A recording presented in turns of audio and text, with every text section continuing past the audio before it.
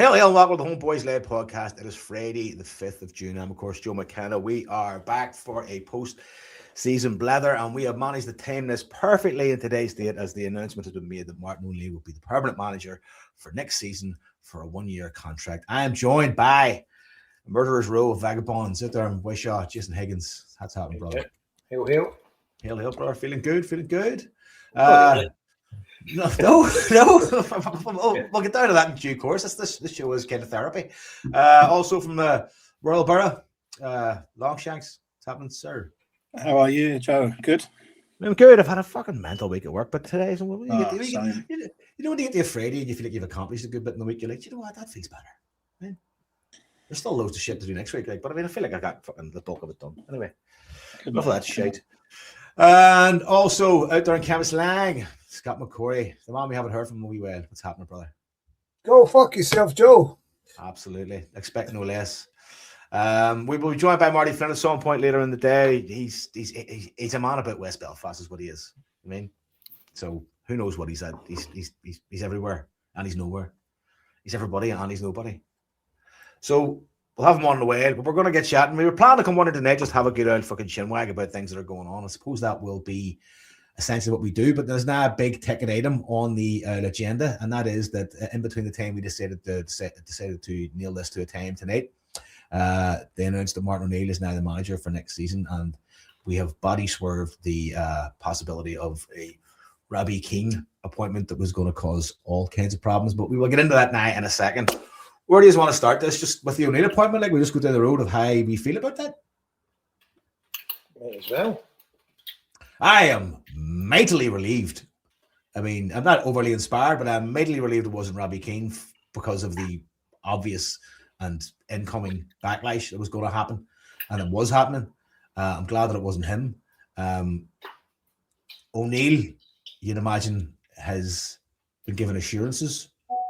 And the massive positive for me that I see with O'Neill being appointed is that there's someone there who has enough of a knowledge of how to develop the structures of clubs and how to develop how things operate and how things move and how things work. I think that is obviously very sorely needed at Celtic. Now, whether he gets a chance to actually be a person that can influence any of that is to be seen, because we know ourselves that in the past, assurances have been made of managers, and then 10 months down the lane, you realize that, you know, the rug been pulled a bit. So that's kind of my feelings on it. Mainly relieved, and I'm looking forward to seeing what will become of the squad and the team under the stewardship of Martin O'Neill and Fozzie and Maloney, if that is indeed the entire kind of backroom staff. I'll throw it to you first, Jason. Throw it to you first. I mean, are you buzzing, or are you just like, thank fucking God? No, I'm just kind of relieved, the same as yourself. I'm not inspired in the slightest, and I've got no confidence in the hierarchy itself. The Desmonds, doesn't matter the hierarchy, there isn't a hierarchy, it's just the Desmonds. I've no confidence in them whatsoever. So, very uninspiring getting a 74-year-old manager in for a year, because they've not got any vision to get anybody else. And the only other one they had in the frame was a guy who's done fuck all in football, really. He's managed, to me anyway, he's managed two of the biggest teams in our country, and one of them they managed to lose the league. And obviously with the obvious managing in Israel, what that was going to bring to the table. And I was terrified that he was going to get the manager's job, so I'm very relieved. And nothing at all against Martin O'Neill. Martin O'Neill gave me my best time supporting Celtic. And obviously last year was unbelievable, but definitely not inspired, and I'm not like champing the bit waiting for some beautiful football next year. And we'll wait and see how backed he gets by the Desmonds, and time will tell. But similar to yourself, Joe, just very relieved that it's not Robbie Keane, to be honest with you. I mean, there was a certain inherent stress of me going like, surely they're not going to put us through this, or put themselves through this even. Like, surely there are ways enough to go, do you know what? Who needs that? I don't think they give a flying fuck. Aye, I know, and that was my fear. They're just going like that. You know what? That makes logical sense. It's probably practical. Maybe they did take into account the feeling of a large proportion of the fans, but who knows? We'll never know. But aye, it's. There is a bit of an underwhelming sense of like our biggest move is to pull a guy out of the geriatric ward and go, "You still got it in you, champ." You know what I mean? I think that's all we've got, you know, and it's sickening for a club of our size the way it's ran. Go to Scotland, and then we can come back and discuss it as a group. So Scott, things I wanted to say. You're always the most chipper person on this podcast. How are you taking the news? For fuck's sake, man. On 8 different fucking ways, underwhelmed, pissed off, let down, expected, fucking nothing really positive about it, aside for the fact that I love Martin O'Neill, right? There's so many things. Martin O'Neill protected the club last season from more protests, from more anger, because of A, his own ability, and B, who he is. I think if it wasn't Martin O'Neill, those results in Dundee United would have got a bigger backlash than they did. Stuff like that. So once again, you've got to say they've played it clever.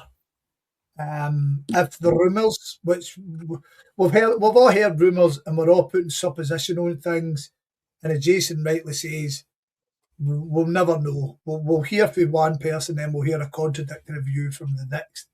In terms of the Robbie Keane thing, I don't think not appointing him has let them off the hook. The fact is, they were going to appoint him. They knew from day one that he was a bad appointment, especially after the season we've just had and the divisive nature of everything that went on. They knew, they went through the process, and see if they have decided to not go with them because of the protests. Is it not a fucking easy win for them to come out and say that?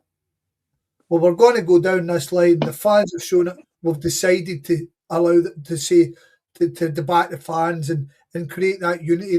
It's an easy win, but they wouldn't give that. We've spoken about this before. They wouldn't cede nothing to us. There's rumours floating out there. Did they court the Keane thing to make the Martin O'Neill appointment more palatable? Maybe. I was always comforting myself with the Martin O'Neill appointment, that if Martin O'Neill is appointment, he's the one guy who everybody in this planet that couldn't get bullshitted. Like everybody else, you could have brought them in. Oh, we've got this squad and we've got this cracking midfielder, this Negro, and he scored a wad of goal. Oh, what a team! Whereas Martin O'Neill knows what we need, and that's the major positive, is that Martin O'Neill is in control and he knows what this team needs. So to drag some positivity is that. But we went for Keane knowing what it was going to do.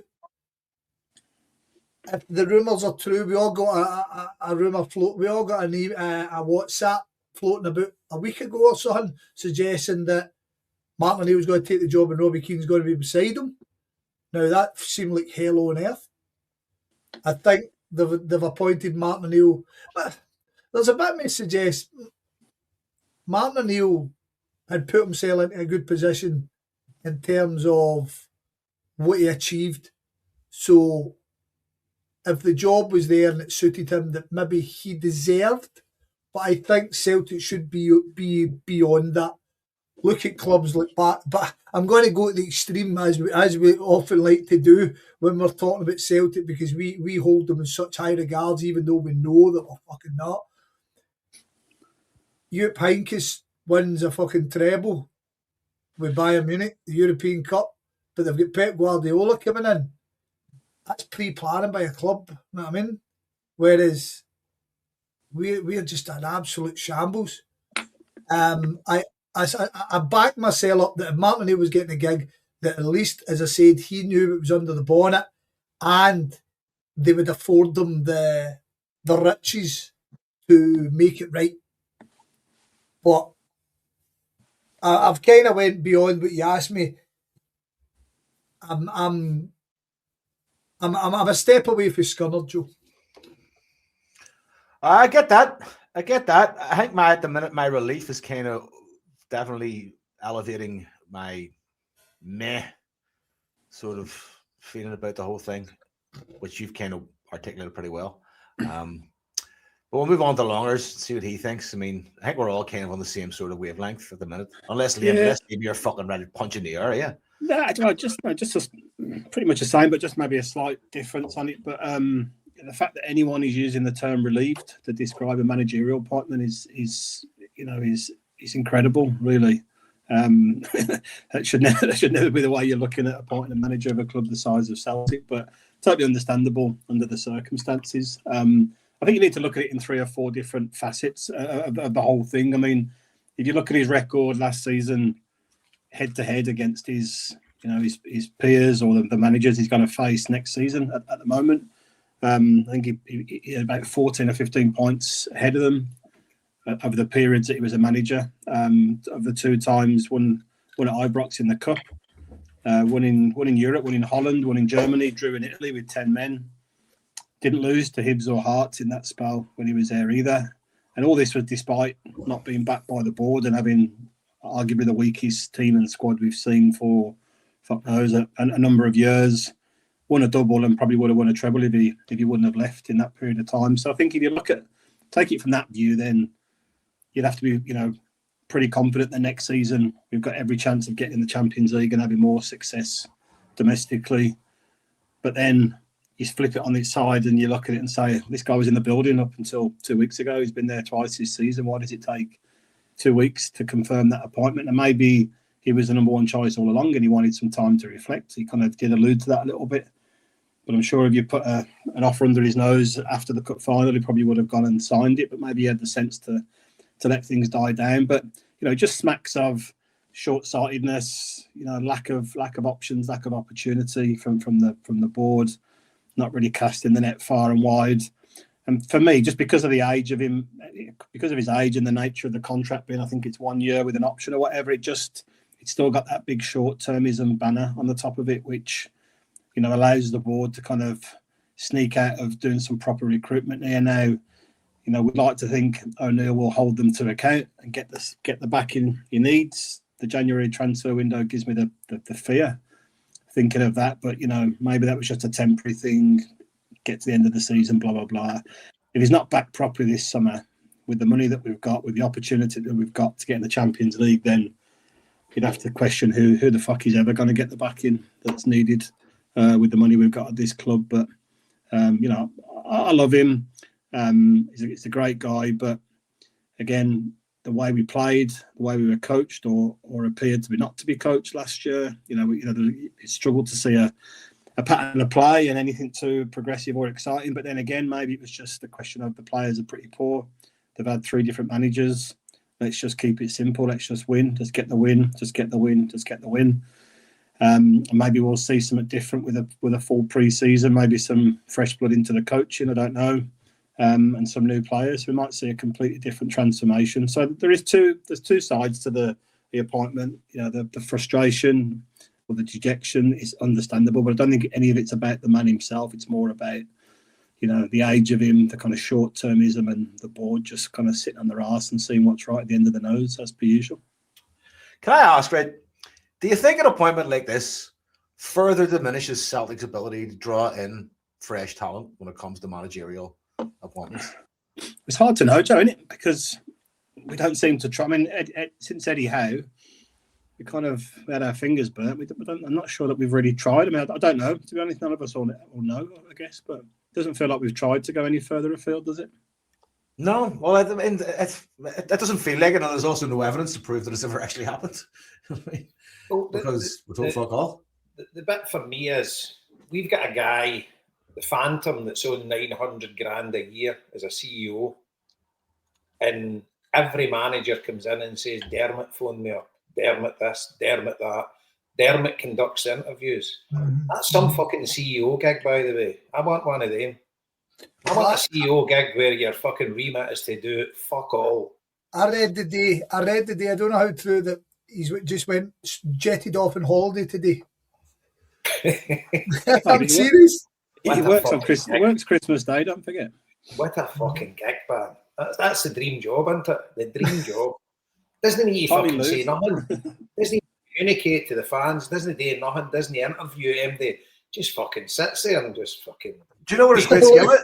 Do you know what his main skill is? I think, Jason, is that if he passed you in the street, you wouldn't fucking recognise who he was. The Phantom. I mean, you wouldn't know. You fucking could be anybody. Could work in deals. What is the fucking point? What's the point of us in a chairman? What's the point of us? Fucking, we've not got anybody. We've got the Desmonds. Desmond and his boy. They just decide absolutely everything that goes on at that football club. It's Desmond Incorporated. That's basically what we are. Fucking unbelievable. So know that any of us are in the know, and we know that we're never in the know. So what does it make sense? What doesn't make sense to me was this mooted that they were interviewing Robbie Keane first and then interviewing Matt O'Neill, right? Which seems fucking bizarre. Whether that was true or not, who knows, right?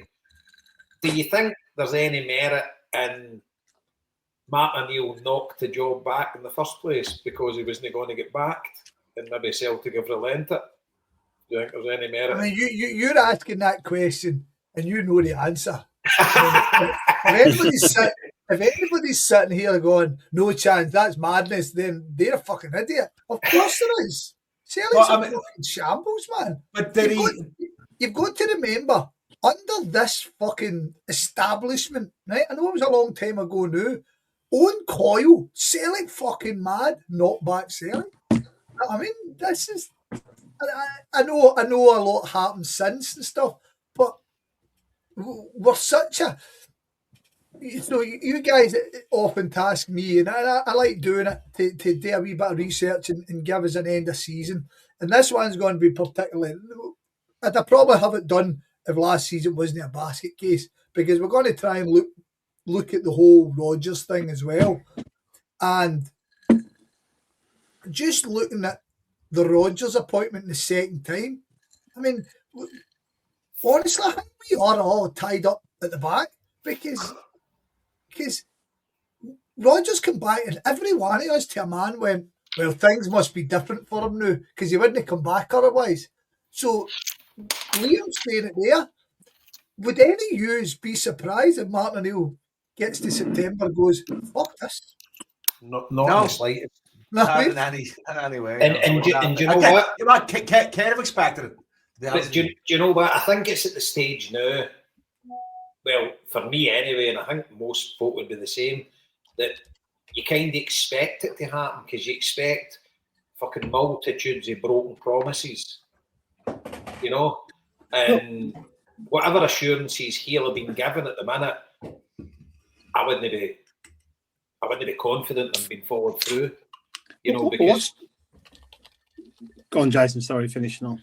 No, it's just again, it's just we are an absolute basket case of a football club. They cannot read the room, they have no clue what they're doing. And it's just I think we've been lucky that we've had kind of decent managers, apart from your man Nancy. But yeah.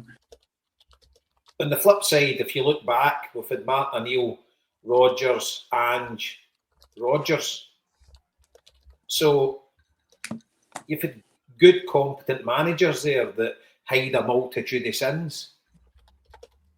You know, imagine we had a lengthy period a mediocre manager. You know, look, you can't use Nancy, he was an absolute basket case. But imagine you had like just mediocre managers that couldn't get the best out of what we've got in front of us. The likelihood is we would have a team on double, well, apart from when the Huns started spending money, but a team that'd be on a lot more than what they would be on, and then 5 times, 6 times what the rest of the league would be on, struggling to win the league. Aye. And that's just fucking wrong on so many levels. That's what I'm saying. Nothing's changed off the pitch yet. Like, absolutely zero. So even if he's got some backing agreed, we want to speculate and say he's got some backing agreed, and where's the scouting coming from? Where's the players coming from? Where's the structure to do that? Right. I know. But you would think, obviously, they would have identified between him, Maloney, Fotheringham, etc. They would have identified a good few players in their final 6-7 weeks. You don't think? Because obviously he'd have known if he wins the league, he's got a good chance of being here this year. But has it even been announced by Celtic? No, I don't think so. That's a good question. That's a good question. I haven't thought about that. But are you surprised?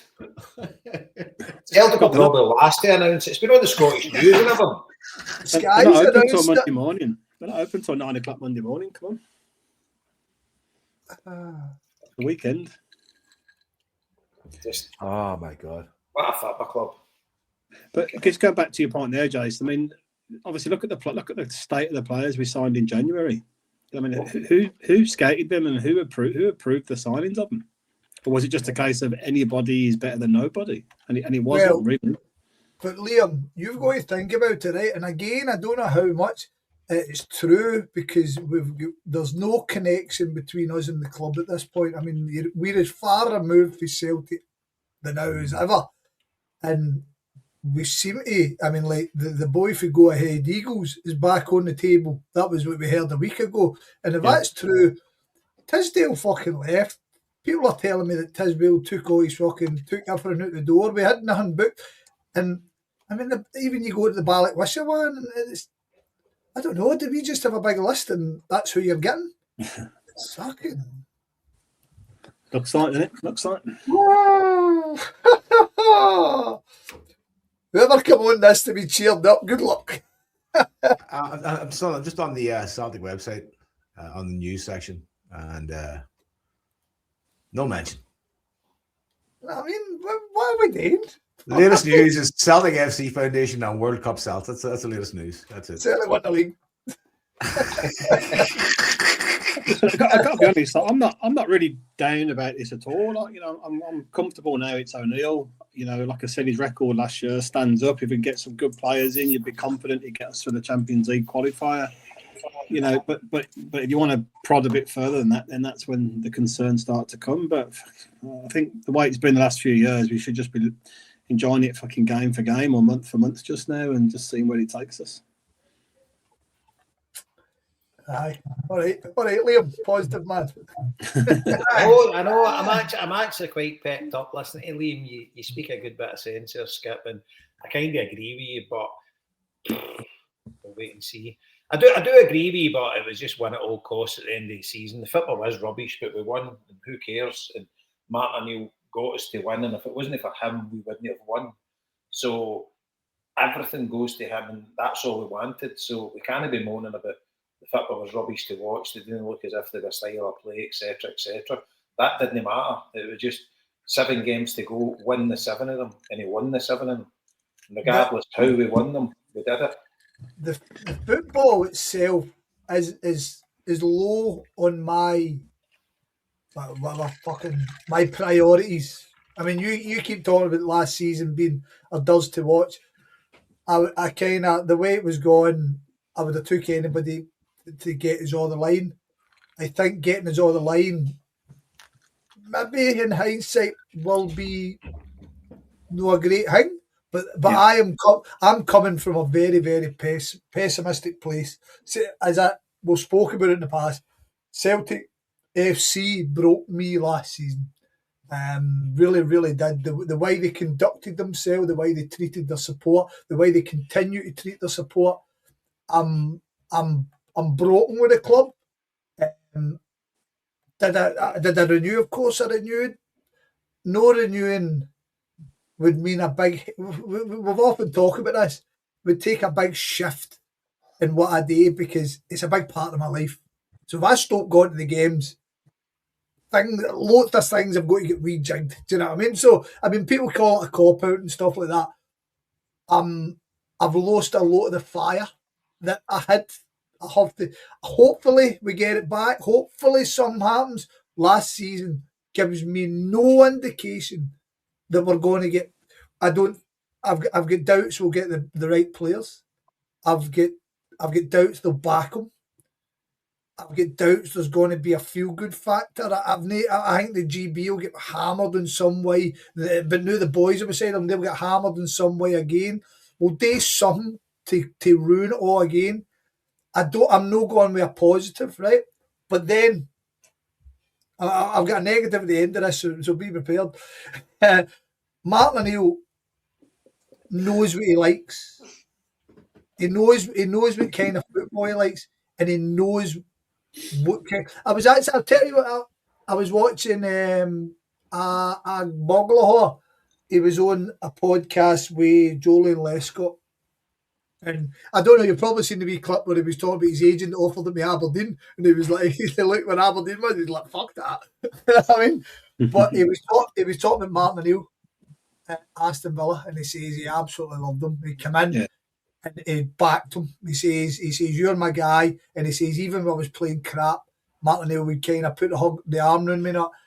He's a good manager. If he gets what he wants, he's a good manager. I mean, Martin O'Neill locked out, is that the right word when you say when you've got guys like a natural talent like Stillen Petrov there, you had Lubo kind of coming back into it, and obviously the King was there the first time, but he was up against a right good hunting. So Martin O'Neill deserves every bit of fucking credit and kudos he'll ever get. But the fact is, we're pining, this whole club is pining for a structure at every level. Behind the scenes, on the pitch, the coach, the youth team, everything needs rejigged. And I just don't think this should be. We've dealt the Huns and Hearts a massive blow by getting this all the way. This would have been a good year to kind of try and rebuild something that would allow us a legacy. But I think Jason says it or Joe says it right for the off.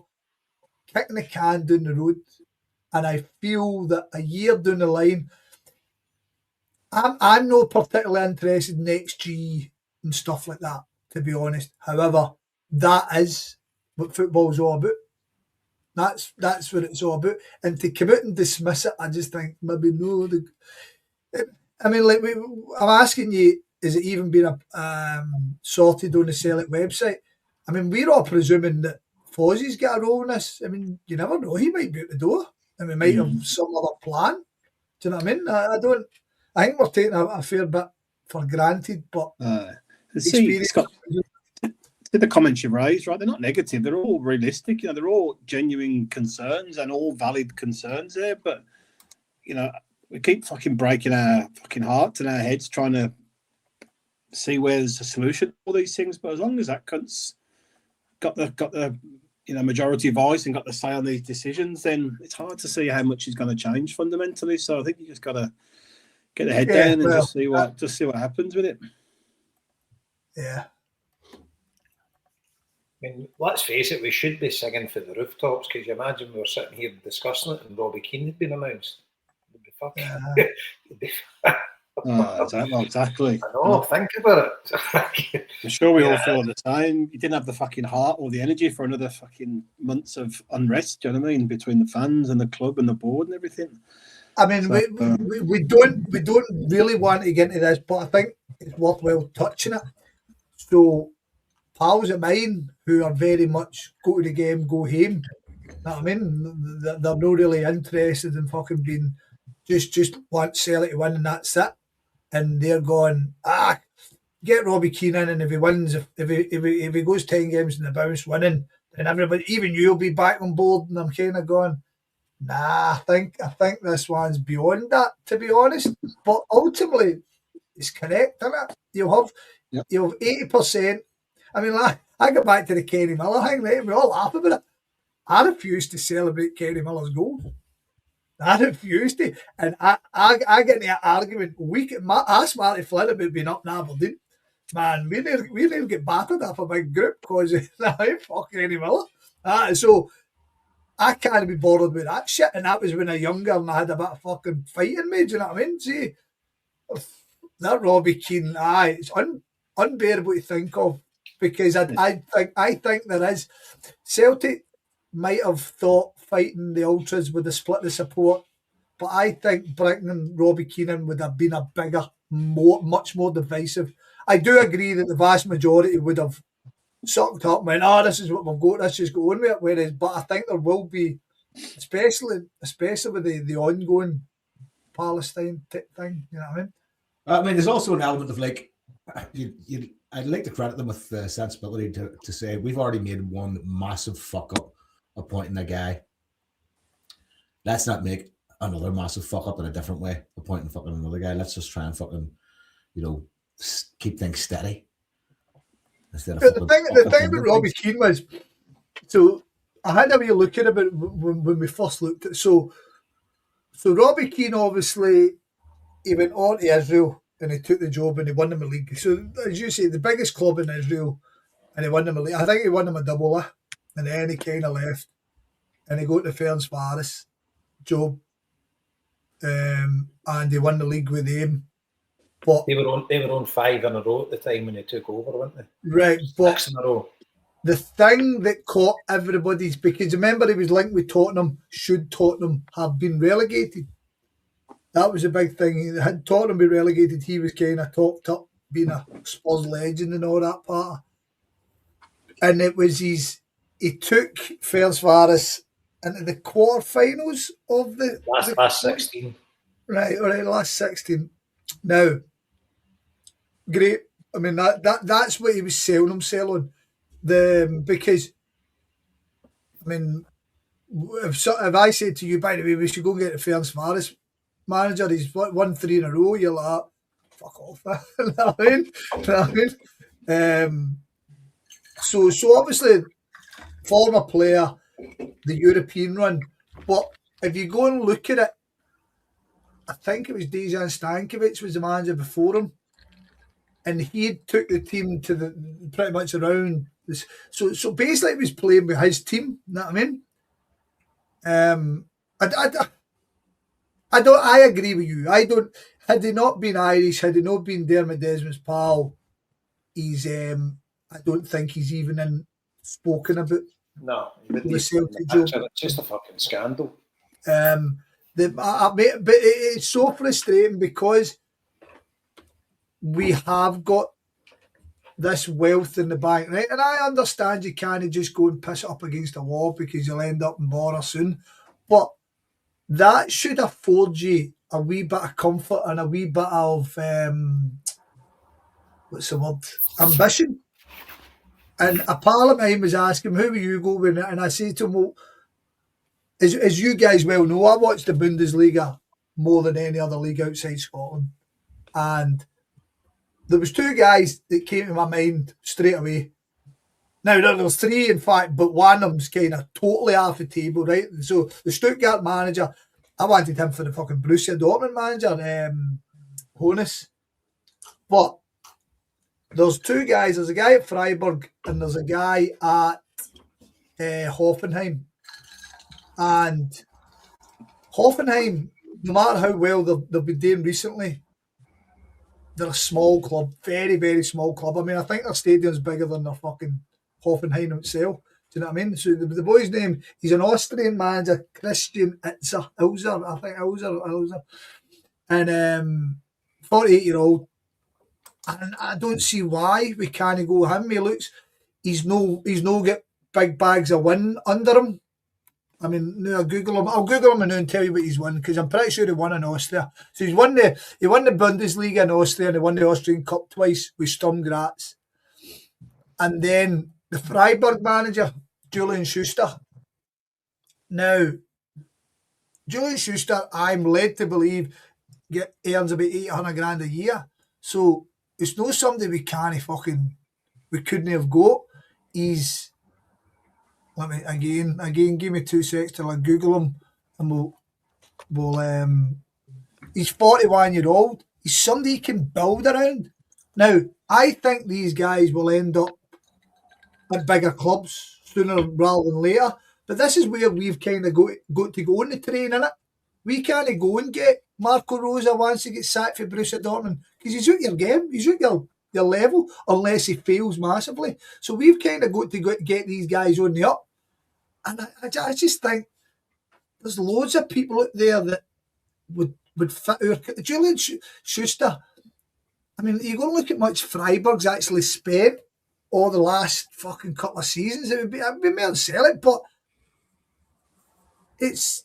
And they took him to Europe, the conference final and stuff like that. I know they got doing, but it's just that would show a wee bit of ambition. And it's just... And you're looking at a guy with a provincial team in Germany, holding their own in the Bundesliga against some of the best teams in the world. You know, surely that's got to give you kudos. As you say, he'll not be earning fortunes. And if some of the big German teams in it, if you say to him, come to us, you're going to get a crack at the Champions League. Yeah. You've got the gateway to the Premiership there or not. But there's that, yeah. I mean, you've got that St. Pauli boy, went down to Brighton, and I mean, Ariola, when he was with Real Vallecano, you could have got him to Real Vallecano. I mean, but that's kind of where I'm coming from it, because you've missed the boat with these guys straight away because you've no kind of looked out and about. I mean, I just never understood the point in spending £3 million on Brendan Rodgers if you were never going to really back him. There was no real point, was there? You know what I mean? Even worse when he came back, Scott. The one that come back's wild, aye. Yeah, why are you coming back without some massive assurances that you're going to get proper money to spend? Wild. I mean, sorry, Liam. See, the first time I saw somebody in the Huddleboard talking about it, it's a great point. I'd convinced myself that Brendan Rodgers came into Celtic and he spent a wad of dough and he got all your squad playing and we were brilliant for 3 seasons. But you go and look at what Brendan Rodgers spent when he first came in the door. I mean, I think he got Dembele for $1. I think he got Sinclair for what, 2.5, 3 million. Yeah. Dembele was $500,000. No, I mean, Dembele was falling on that fucking on the fucking that kind of transfer, fucking that low wage thing for young players, wasn't he? It's just a...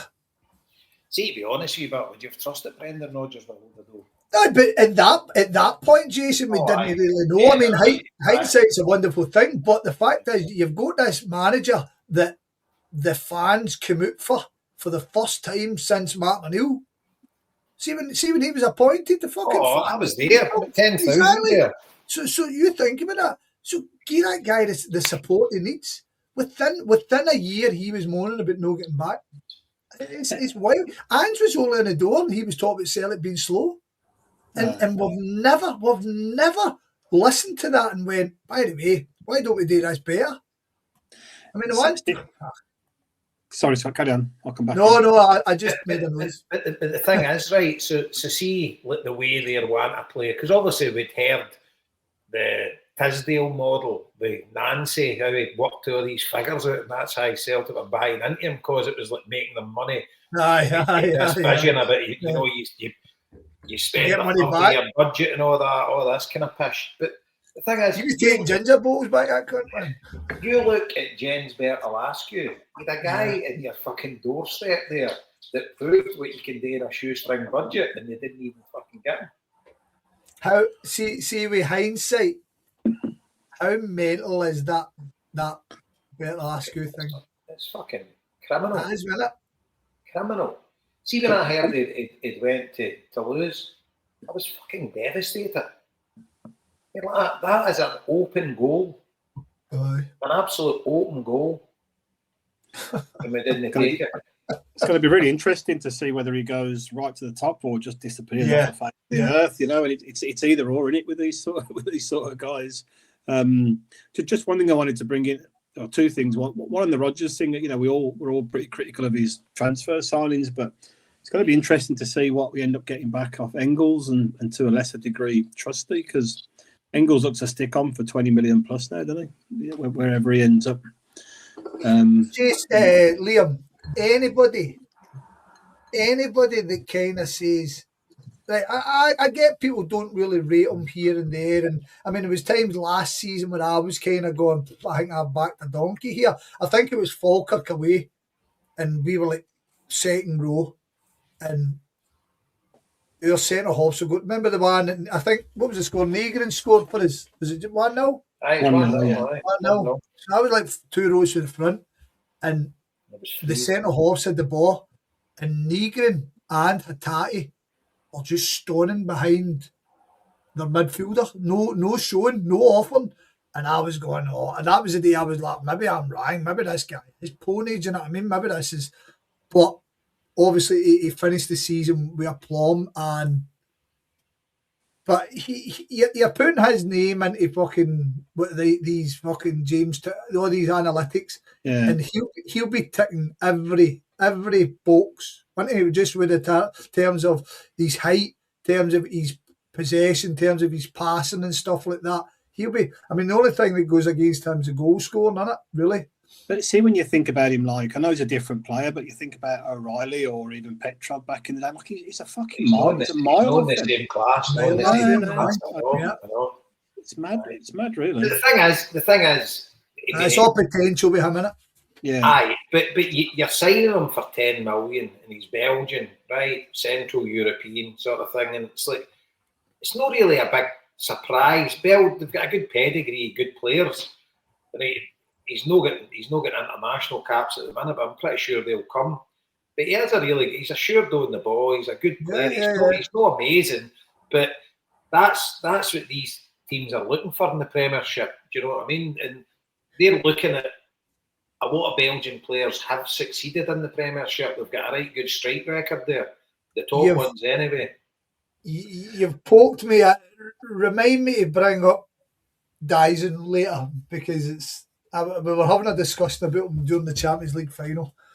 But on that same point, that what Premiership teams and what levels are looking for what type of players. Do you know what I mean? Because the thing is, if Nottingham Forest are looking to kick on and improve their possession and stuff like that, then he's the kind of guy you're looking for. Whereas if Dyson is going to go to the English Premiership, I don't think he's top 10. You know what I mean? Just quickly, because I know you want to cover quite a bit on the season and whatever. The other thing about O'Neill is the Champions League opportunity this year is going to be the last one for a pretty long time, by the look of it. Next season, I'll listen to Hamish again, and next season I think it's 3 qualifiers for the league winners to get into the Champions League. Second place has got 3 qualifiers to get into the Conference League. It's not even the Europa League. No, the Conference League. Conference. So we don't have any representation in the Europa League next year. I'm assuming it's a Scottish Cup winners. No, Scottish Cup goes into Europa. Yeah, that's it. So that's the same as this season. I mean, like, if I'm pretty certain first and second get into the Champions League this season, third goes into Europa. But because we won the cup, the Huns get the Europa place. Huh? Exactly. Yeah. They would have been the conference. So imagine. So next year. So basically, this season, it's more valuable to win the Scottish Cup than it is to finish second in the league. Yeah, by a mile. Yeah. In terms of Europe, aye. Well, there's a lot of money involved in that. Imagine losing the league on goal difference or something this season, and then landing up in the Conference League. Well, playing 3 qualifiers to get in the Conference League. Imagine the nick of the teams you're going to be playing in that first qualifier. In June, probably. The more. We're piping up for a game. I'm getting fucking beat with them. Yeah. It's wild, man. So, again, O'Neill, safe pair of hands. This is probably the last chance to get a grab at that money for a while. Although our coefficient, our individual one will go up if we have a decent season, because I think we've got 1 or 2 shitty seasons to come off at the back now moving forward. But anyway, I just wanted to make that point because it's wild for the season after. So see, sorry to labour it, but see next season, right? Say, for instance, we do win the league. See your 3 qualifiers. Would one of them be like a top 5 nation, or would it? No. It'd still be the champions. Still be in the champion route. Yeah, so it Yeah, was so- winnable games, Jason. So you're still looking to qualify. But you're still looking to qualify. But what we want to do, right? And the thing is, getting the Champions League obviously doesn't really afford you that unless we get it bang on the button this year. Is we really want to improve our coefficient. We really need to we need to improve our coefficient because you're winning the league and you're in the fucking bottom. You're in the third qualifier. But see if your coefficient's good, there's a chance you fucking jump or every cunt and get straight in. You know what I mean? Like Olympiacos done last year, maybe the Huns were going to do this year. Should they win it? You know what I mean? Yeah. So, But Celtic decided Europe didn't matter a fuck last season. but We'll come See, to that in the season review. that's the bit I hold against Brendan Rodgers. But the board as well. But at the end of the day, I would have been able to manage that Celtic team to beat Kyra. Well, do you know, we'll come to it in a minute, but we'll come to it in a bit. But I'd forgotten about that penalty shootout and Mieda's penalty in particular, but we'll pause that thought. Come back to that until I saw it the other day on some compilation. I think as well, but I think that goes running through. I think the start of the season as well goes back to the fact that they'd obviously promised Dyson that he could go. Yeah. Well, without a doubt. You know what I mean? And you've got guys there that don't want to be there. And without a doubt. And all things are total malaise. And again, we'll go into it in a lot more detail next week or whenever, right? But the fact is, Brendan Rodgers, bit by bit, killed his team's morale. Yep. But the madness of watching Neil Lennon do it, the COVID season, when he came out and ripped into them after that, or the Ferencváros game, and he killed them stone dead. And then for Brendan Rodgers to sit and be a prick constantly. Now, should he have been a prick? Probably. But I don't know. I don't know. I mean, that's a discussion for a different day. I think time will turn it to be good on Brendan Rodgers with that. But as you say, Dyson didn't look like a fucking Celtic player at that point. No. I mean, The one he's clean through as well. The one he's clean through as well. I think in both legs he had a He did. Cup final against Aberdeen before that, and the Rangers game. There was a bit of a theme, wasn't there, going for a while? But shit. So I mean, what we doing? So Scott, you were on the own. You didn't geezer. We're obviously rewinding. You didn't give us your Hearts story. What happened that day? How you felt? Mine wasn't anything exciting. I had a communion straight after the game. So I was. That's right. You mentioned that before. I had a communion straight for it. So my missus was driving. Went to the game. Obviously, it's working. It's brilliant day. It's right. You guys have said everything's went right, and the fucking scenes you'll fucking never forget in your life, you know what I mean? And then it was a case of, see, as soon as we got the trophy and we kind of came round to the Celtic end first, as soon as they turned the corner, boom, we were off, running down the road. But we went to the communion, it was in the Alona in Straffy Park. Right. And God bless them, they stuck on a big wad of dough behind the bar and also we get rattled, we did a fair bit of damage, but brilliant, mate. Just how were you? But obviously, you don't want to get into detail. But how were you? See, once Dyson goal get given, how was your nerves between then and we get the third goal?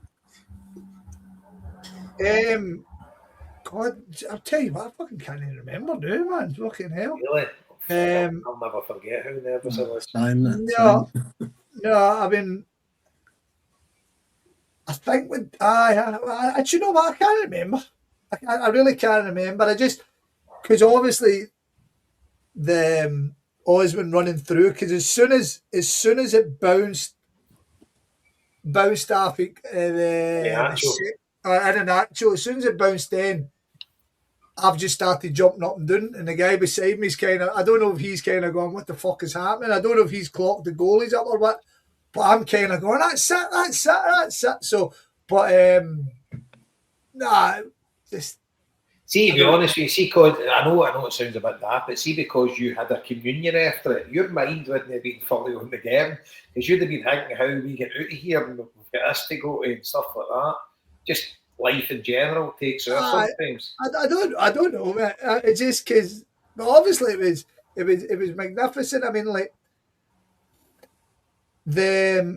I remember no being maybe because I took a wee drink, a wee cup of strong things.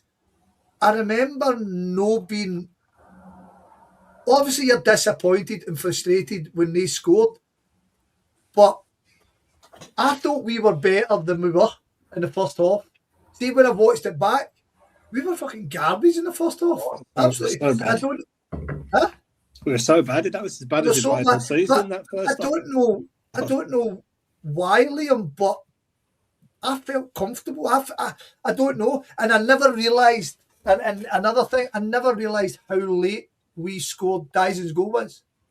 Because see, I think it was maybe because we knew we were adding another 10 minutes on. You know what I mean? We knew that was coming. And I don't know. I just seemed a wee bit more comfortable. I don't know if I don't know, man. It just seems mad. Were you sober? Is that what it was?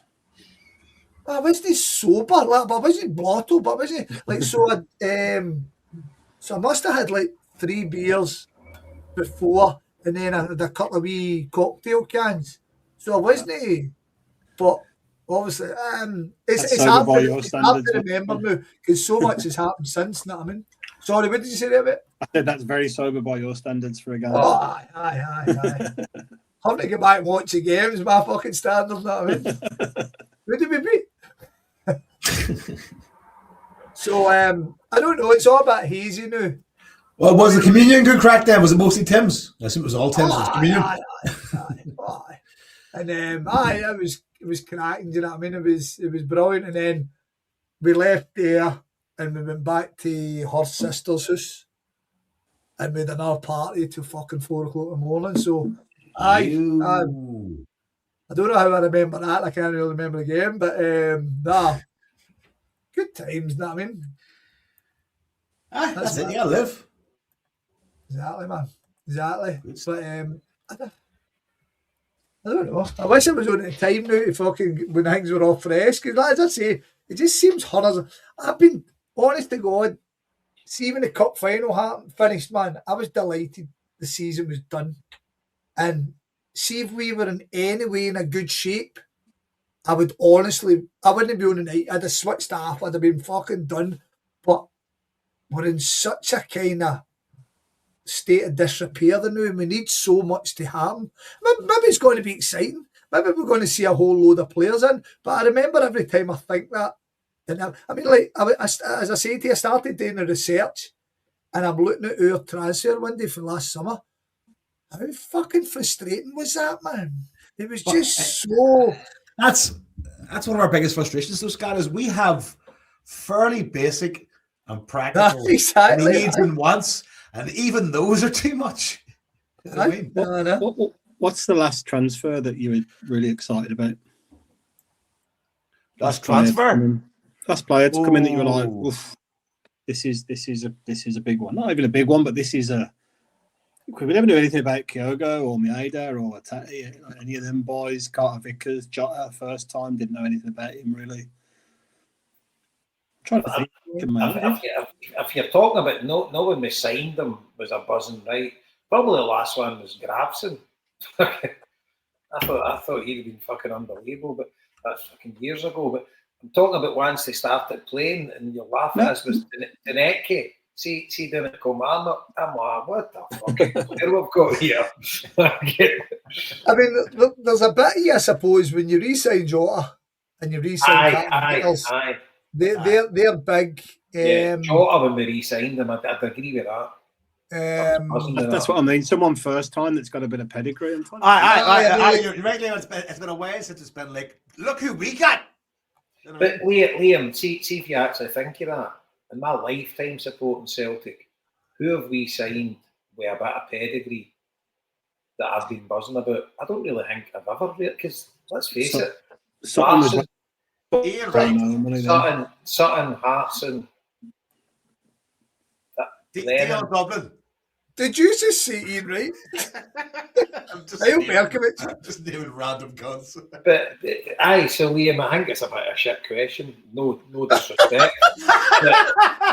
but, Fuck you, Liam. You've cheered me up, but that's a see- shit question. but see when you go on about pedigree, who have Celtic ever signed? Oh, with not even a pedigree, global right? pedigree. 80. That's Not the good. first time, but he said first time. Right, not even pedigree, but someone you've seen some videos of them, or what you've seen something to say. Right, this player looks the fucking business here. That's coming in. Well, that boy Every Balak Wisham will be chasing for 18 months. He's going to be good. Every player, when you fucking watch YouTube videos, you're like buzzing. Uh, I mean, Aaron Moy was a good player, but I don't know that you thought he was going to be as good Nope, as he was when he came into it. But you look at all the greats Janino. that signed. Aye, Janino. Well, Janino, there's Ljungberg. Remember Ljungberg? no, Very you're long not. Yeah, But see what you say about that YouTube watching a YouTube really is the online definition of fool me once, isn't it? Oh, I know. So back to your point, I stand by it. Thomas Gravson. Probably that's it. Aye, you're saying it for Real Madrid. Aye. Kenny Miller. Fuck yourself. I was impressed when we signed Arnie Engels, but again, did I know too much about him? Nah, I knew who he was. He looked really What's good. that? His first couple of games, he looked excellent. Oh no, but I knew who he was.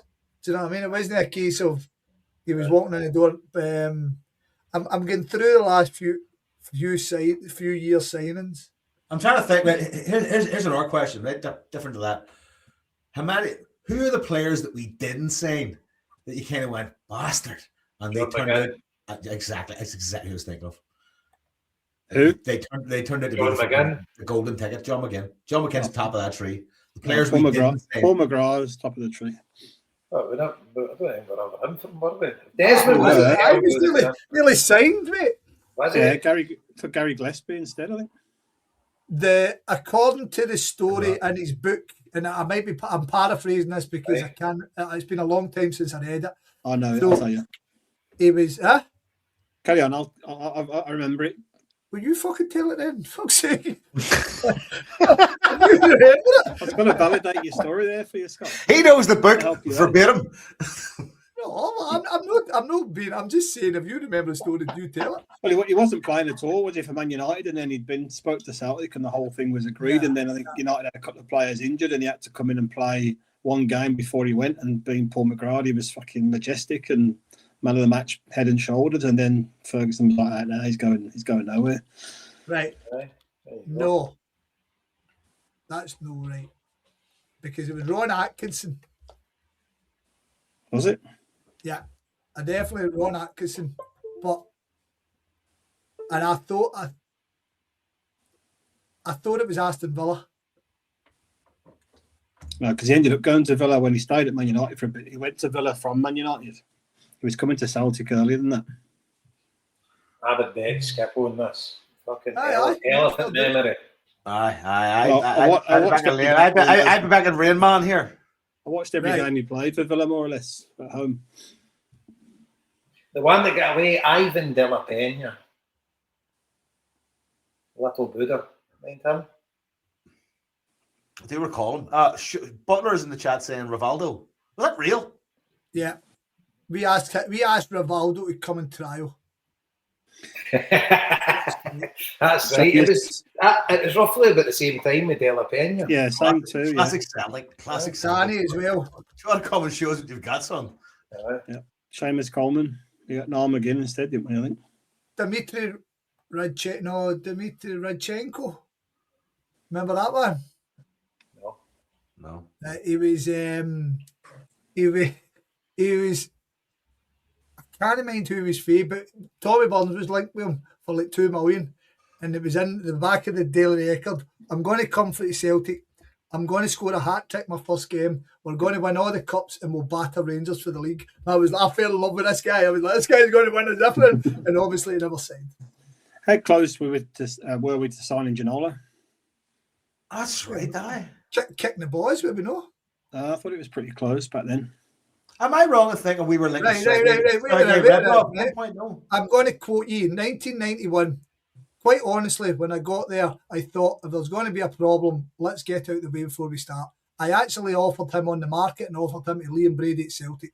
If Liam Brady had come up with £1.5 million, I would let him go, and Liam was prepared to go to 750,000. So I went, no. It was the luckiest escape I had. Now, he tells the same story in his book.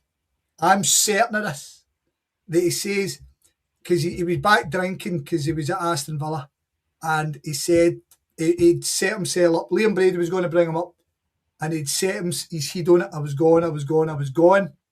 And then he's used, what you said, he says, we were missing a couple of bodies, and I said, you come in and play these games, and he says he went in and strolled them because he was so calm. He had no pressures. He was like, I'm going to go to Glasgow, I'm going to have a different life and all that. And Ron Atkinson changed his mind. So that's how I remember it. But as you say, Liam, you're a bit more connected than I was. Ron Atkinson was manager of Villa and Man United, so maybe that's where the confusion is then. I thought it was from Man United, I was sure, because he was brilliant at Villa the whole time. Well, only one is can be right. Yeah. The one I always laugh at was that. I don't know. And Jason's took your back because he thinks I'm a dick. So fuck you. Sorry, Scott. Liam, you fucking let me down. You've let me down big time. Fucking hell, elephant ears there. Fucking, By the way, nothing's been proven right yet. Exactly. By the way, there was one that's slightly off topic. Right? There was one I fucking always laugh at. Everton, it was the 94-95 season, I think. And fucking they were signing a Brazilian, a guy, Muller. I'm sure his name was Muller, Lewis Muller. He'd 50 Brazilian caps or something. Yep. And they'd fucking... So they'd go at fucking... He's in fucking Siren at Goodness in the parade and all that. Then the boy found out you had to pay income tax in the UK. You get his fucking advisor says, cut me out of here. See when they get his net paid in. You know, he says, like, this is what you'll be getting every week. Fucking 50 grand. I remember him, aye, you get 50 grand, and he's like, aye. And then they're like, but he says, so how much money do I get in my bank? They're like, 25. No. In my memory, Jason, it was just Muller. Muller, that's right. Aye. Just Muller. Aye. Muller. Right, so there's a post for 2007 on the Kerrydale Street, right? And the guy's posted, reading McGrath's book, excellent read. He's at Villa 1991, but an alcoholic, taking the tranquilizers, knee shot, one slit wrist attempt the season before. Sounds perfect for the Huns, but in the previous season with all this going, he was Villa's player of the year. Brady bids 750 grand. Atkinson says he wants $1 million and prepared to let him go. In the pre-season tour of Germany, he has to have his money removed to stop him disappearing into town for a drink. Turns up for an indoor head tennis game, twisted with studs on, falling all over the shop, and was taken off after 10 minutes in one game because he went to take a free kick and missed the ball.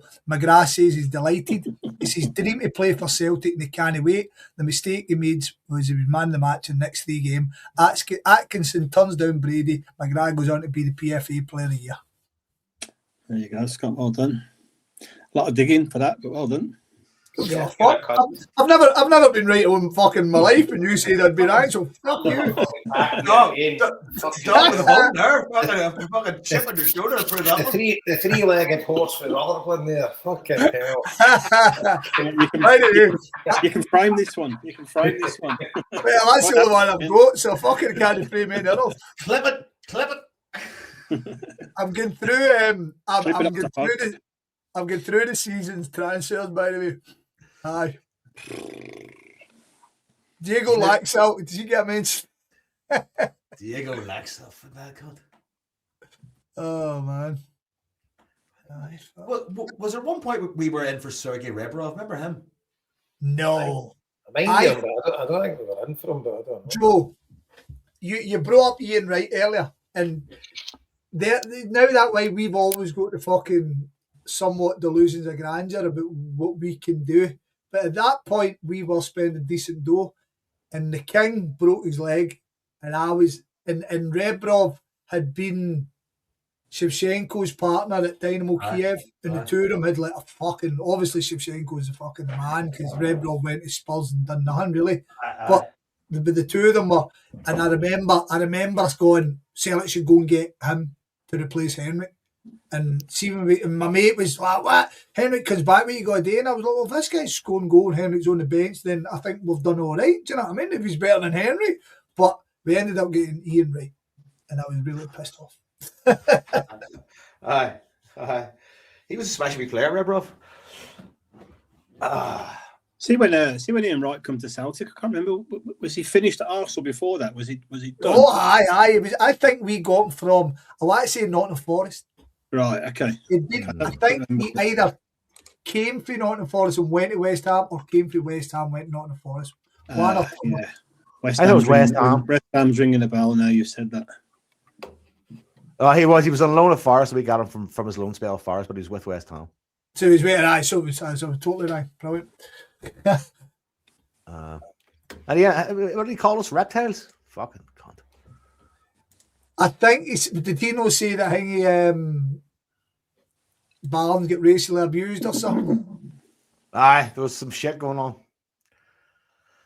I remember not being a good. Hey, I'll tell you, I remember him scoring some decent goals and him kind of bringing a bit of fucking, a bit of levity to the place because it was a struggle. But aye. I think it had pretty ugly. That wee Jobby Berkovic scored at Ibrox and they were doing chicken tonight. Chicken tonight, fucking that was embarrassing. Right, to go back, do you remember your question about who have you been excited about his signing when we first signed him? Odsonne Edouard. Yeah.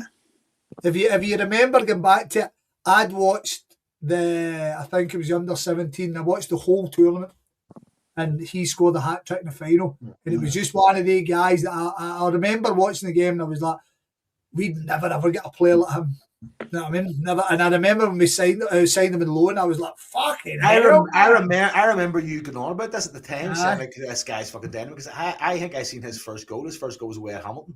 Yes, that's correct. I was at that game. I think I got the ticket off your Joe actually in Kitty O'Shea's that day, at that afternoon, Jason, if I recall correctly. He was DJing that day.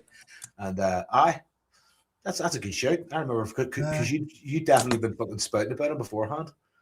But I'll tell you, I'm watching under 17. I only watched the highlights of the tournament this year, and in France are playing. No, France get beat in the semi-final after Belgium. They're playing in Belgium. Are playing Italy in the final. No, it's really surprised me the amount of headed goals in it. I mean, the FIBA's no been great. There's no been like dropping the shoulder, pulling people out of possession and all that. It is very much fucking get out to the wings, put the ball in the box. And the amount of heated goals by these young guys, I don't know if FIBA's turning a bit. Maybe Martin O'Neill's fucking revolutionary. Here's what I never thought about. Craig Bellamy was a fucking signing. I was yes. Like, Bobby Keane. Loan signings. Aye, that's tough. You know what this is? Nobody told me the fucking stipulations. Aye, sorry. By the way, was there no some stat that Arsenal scored 40% of their goals this season by set plays? No surprise, there. You don't see that? Aye, fucking it was something mad, like massive. Like I'm sure it was 40% of their goals came from set plays.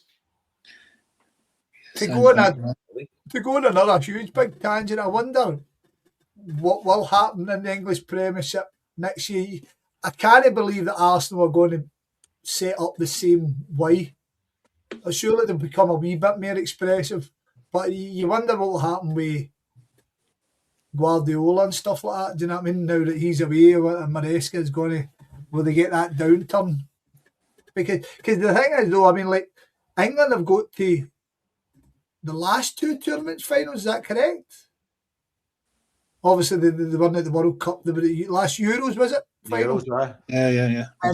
Italy, yeah. And Gareth Southgate's team were very much built on corners and free kicks, So I don't know what my point is, so fuck up. I'm struggling to connect the dots there, so I'm. I suppose, going back to the transfer thing, I suppose, ironically, Chamberlain and Iniacho are pretty decent pedigrees.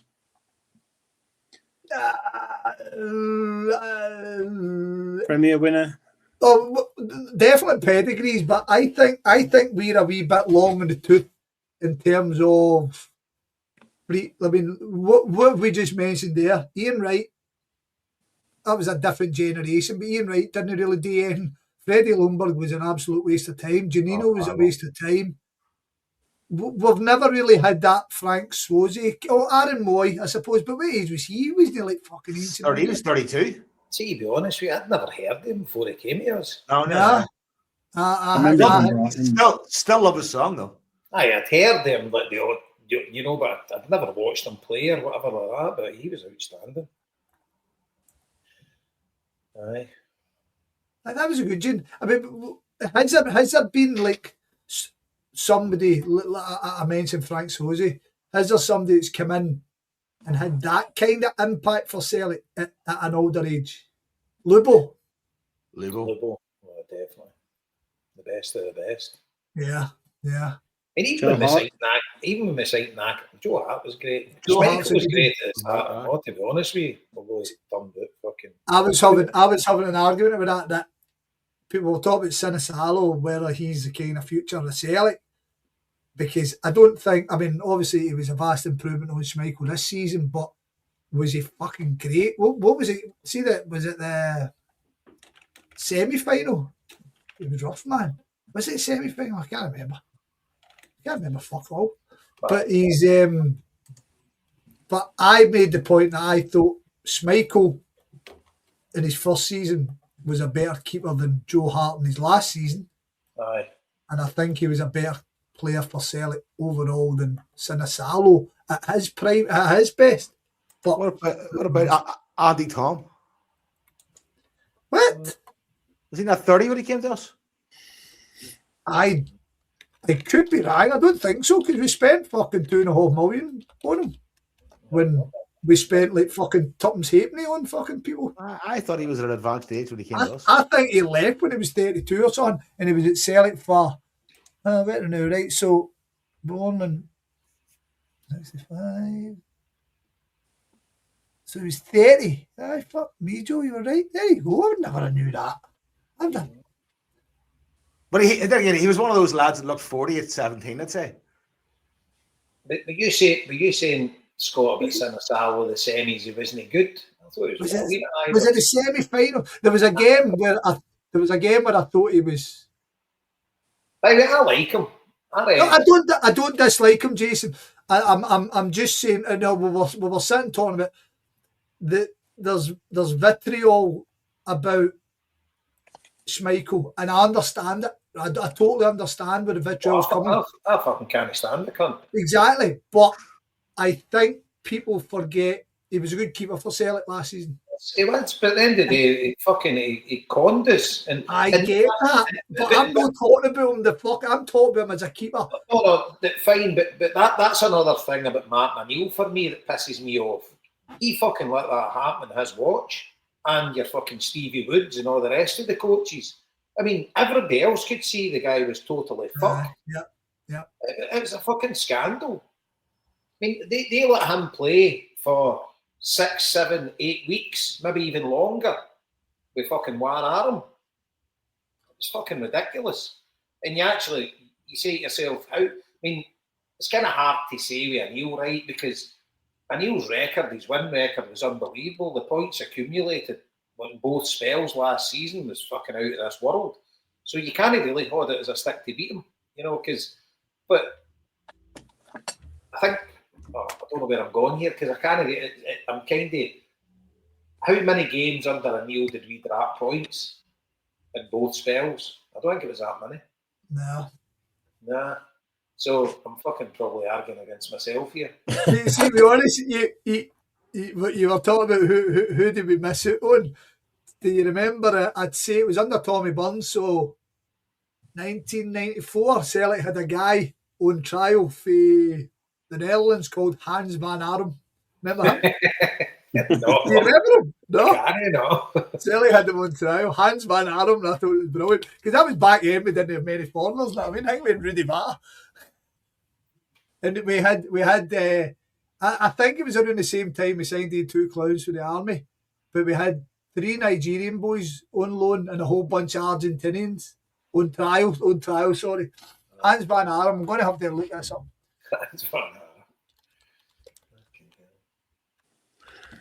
But aye, if you look back, Liam, see Celtic's like full history, we've never really I don't know. Never really blown doors off with the same, have we? But when you go back to when I was a kid, when we signed Brian McClare, guys like that, you were absolutely buzzing with that. When we signed Frank McAvenny, there was guys in that era, but they were quality players. Fucking, dare I say it, the man who shall not be named. Fucking, they signed him. These guys were outstanding and they came, but they were Scottish players. I mind when they signed Joe Miller for Aberdeen, I was fucking buzzing. Aye, Man United were after him now, weren't they? Aye. So you go back then, but then when money started taking over the game and we were kind of, you rightly said Sutton, that was a quality signing, and that was big money for us. And, Scott Brown? I would class Scott Brown in that. Scott Brown because you've snatched him for the Huns, isn't it? Yeah. I don't know, but it was kind of a long-term want from everybody at that point, at least for half the season before. See, to be fair, see after the first season, I would have swapped him for Kevin Thompson. Aye. See after the first season, aye. I would have chose Kevin Thompson before he signed. I like Kevin Thompson much more. I mean, it's funny because I watch his show with Mulgrew, and I'll be honest, I like Kevin Thompson. I mean, he's very fair for somebody to play with the Huns, you know what I mean? But Joe's saying it was kind of a want. As I remember, I thought it was a done deal that Scott Brown was going, and I wanted us to get Thompson, and I wanted us to get the other boy as well. What was it, Whittaker? Aye. I wanted they too because I thought Scott Brown was shooting in to go to Huns. I was delighted when we got Scott Brown, but do you remember there was a rumour? Well, I say there was a rumour. It was going to go to Newcastle, and it kind of disappeared. And do you remember I asked him when we done the press conference with him, and I asked him, was there ever a point you had a chance to leave? And he says, aye, Newcastle came in for me after one season. And I would like you, Jason, I'm totally underwhelmed with him. And a week had I got our money back, I'd have took it. Aye, to start with, and what the fucking became a Celtic legend. Unbelievable. I've gone back over 20 years trying to find someone, right? So I'm struggling. Colo Torre, obviously. Colo Torre, end of his career, but decent pedigree. Oh, right, you're talking about that. Aye, good one. Aye. What about Paul Lambert, Champions League winner, but in his Paul prime Lambert, still? Aye, Paul Lambert buzzing. The big time. Paul Lambert's a great one. Big time. One. That would be my top fucking 3 or 4. Yeah, because he was in his prime, wasn't he, when we signed him? Aye, we're lucky to get him at that sort of price. And what a player he became as well. And Craig Burley we signed at the same time. I was thinking that the other now, but aye, but from Chelsea. Aye. Yep. I was going to say Nat Phillips, but I didn't want to kick that one off again. I've said it before. The best pound for pound signing Celtic's ever made in their history is Tom Boyd for Chelsea. Fucking because we get rid of Cascarino as part of the deal. But what a signing Boyd was as well. Oh, tremendous. How well known was Di Canio when we signed him? Let's just say there we signed him from Milan. Yeah, there's another one. That was a big signing. That was a proper buzzing moment. Yeah. Di Canio was different class because if you'd watched as well, fucking hell, Lazio, fucking AC Milan, fucking Napoli, aye. If you'd watched Juventus,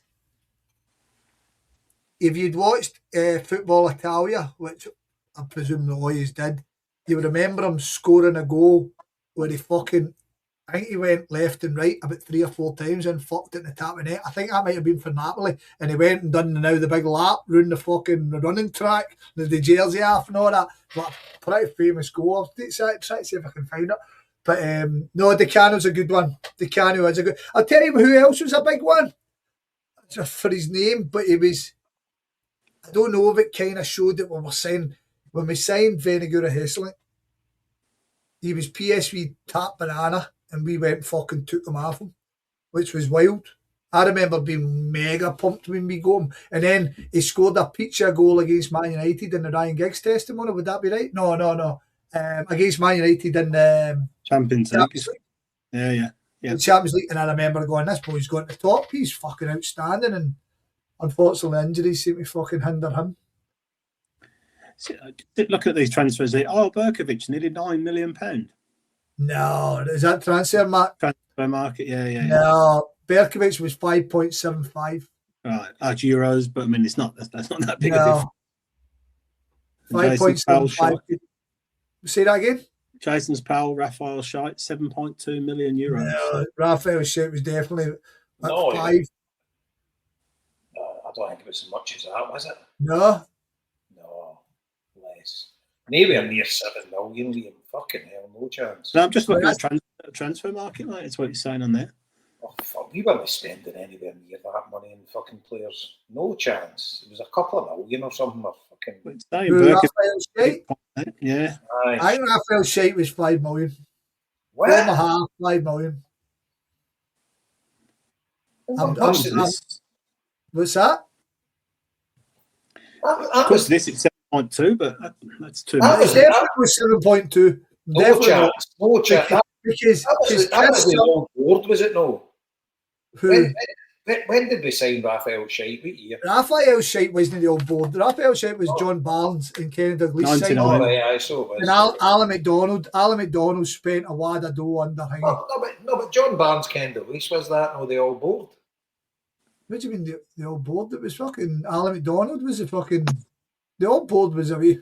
What old board are we talking about here, Jason? Fucking hell, I'm The fucking... old board left in fucking 94 or 93. Fucking, I'm out my fucking heat. As soon as Raphael Scheidt's name come up, you lose the plot, mate. Aye, but Dalglish and all that press conferences in fucking Baird's Bar, no, though. In 1999.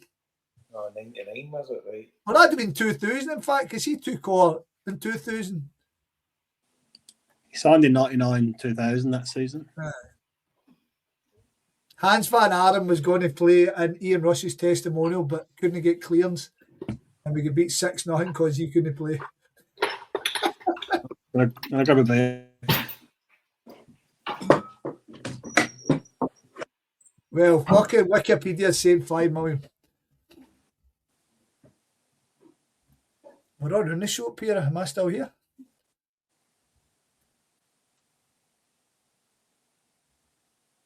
Liam. Okay, now just talking to myself here.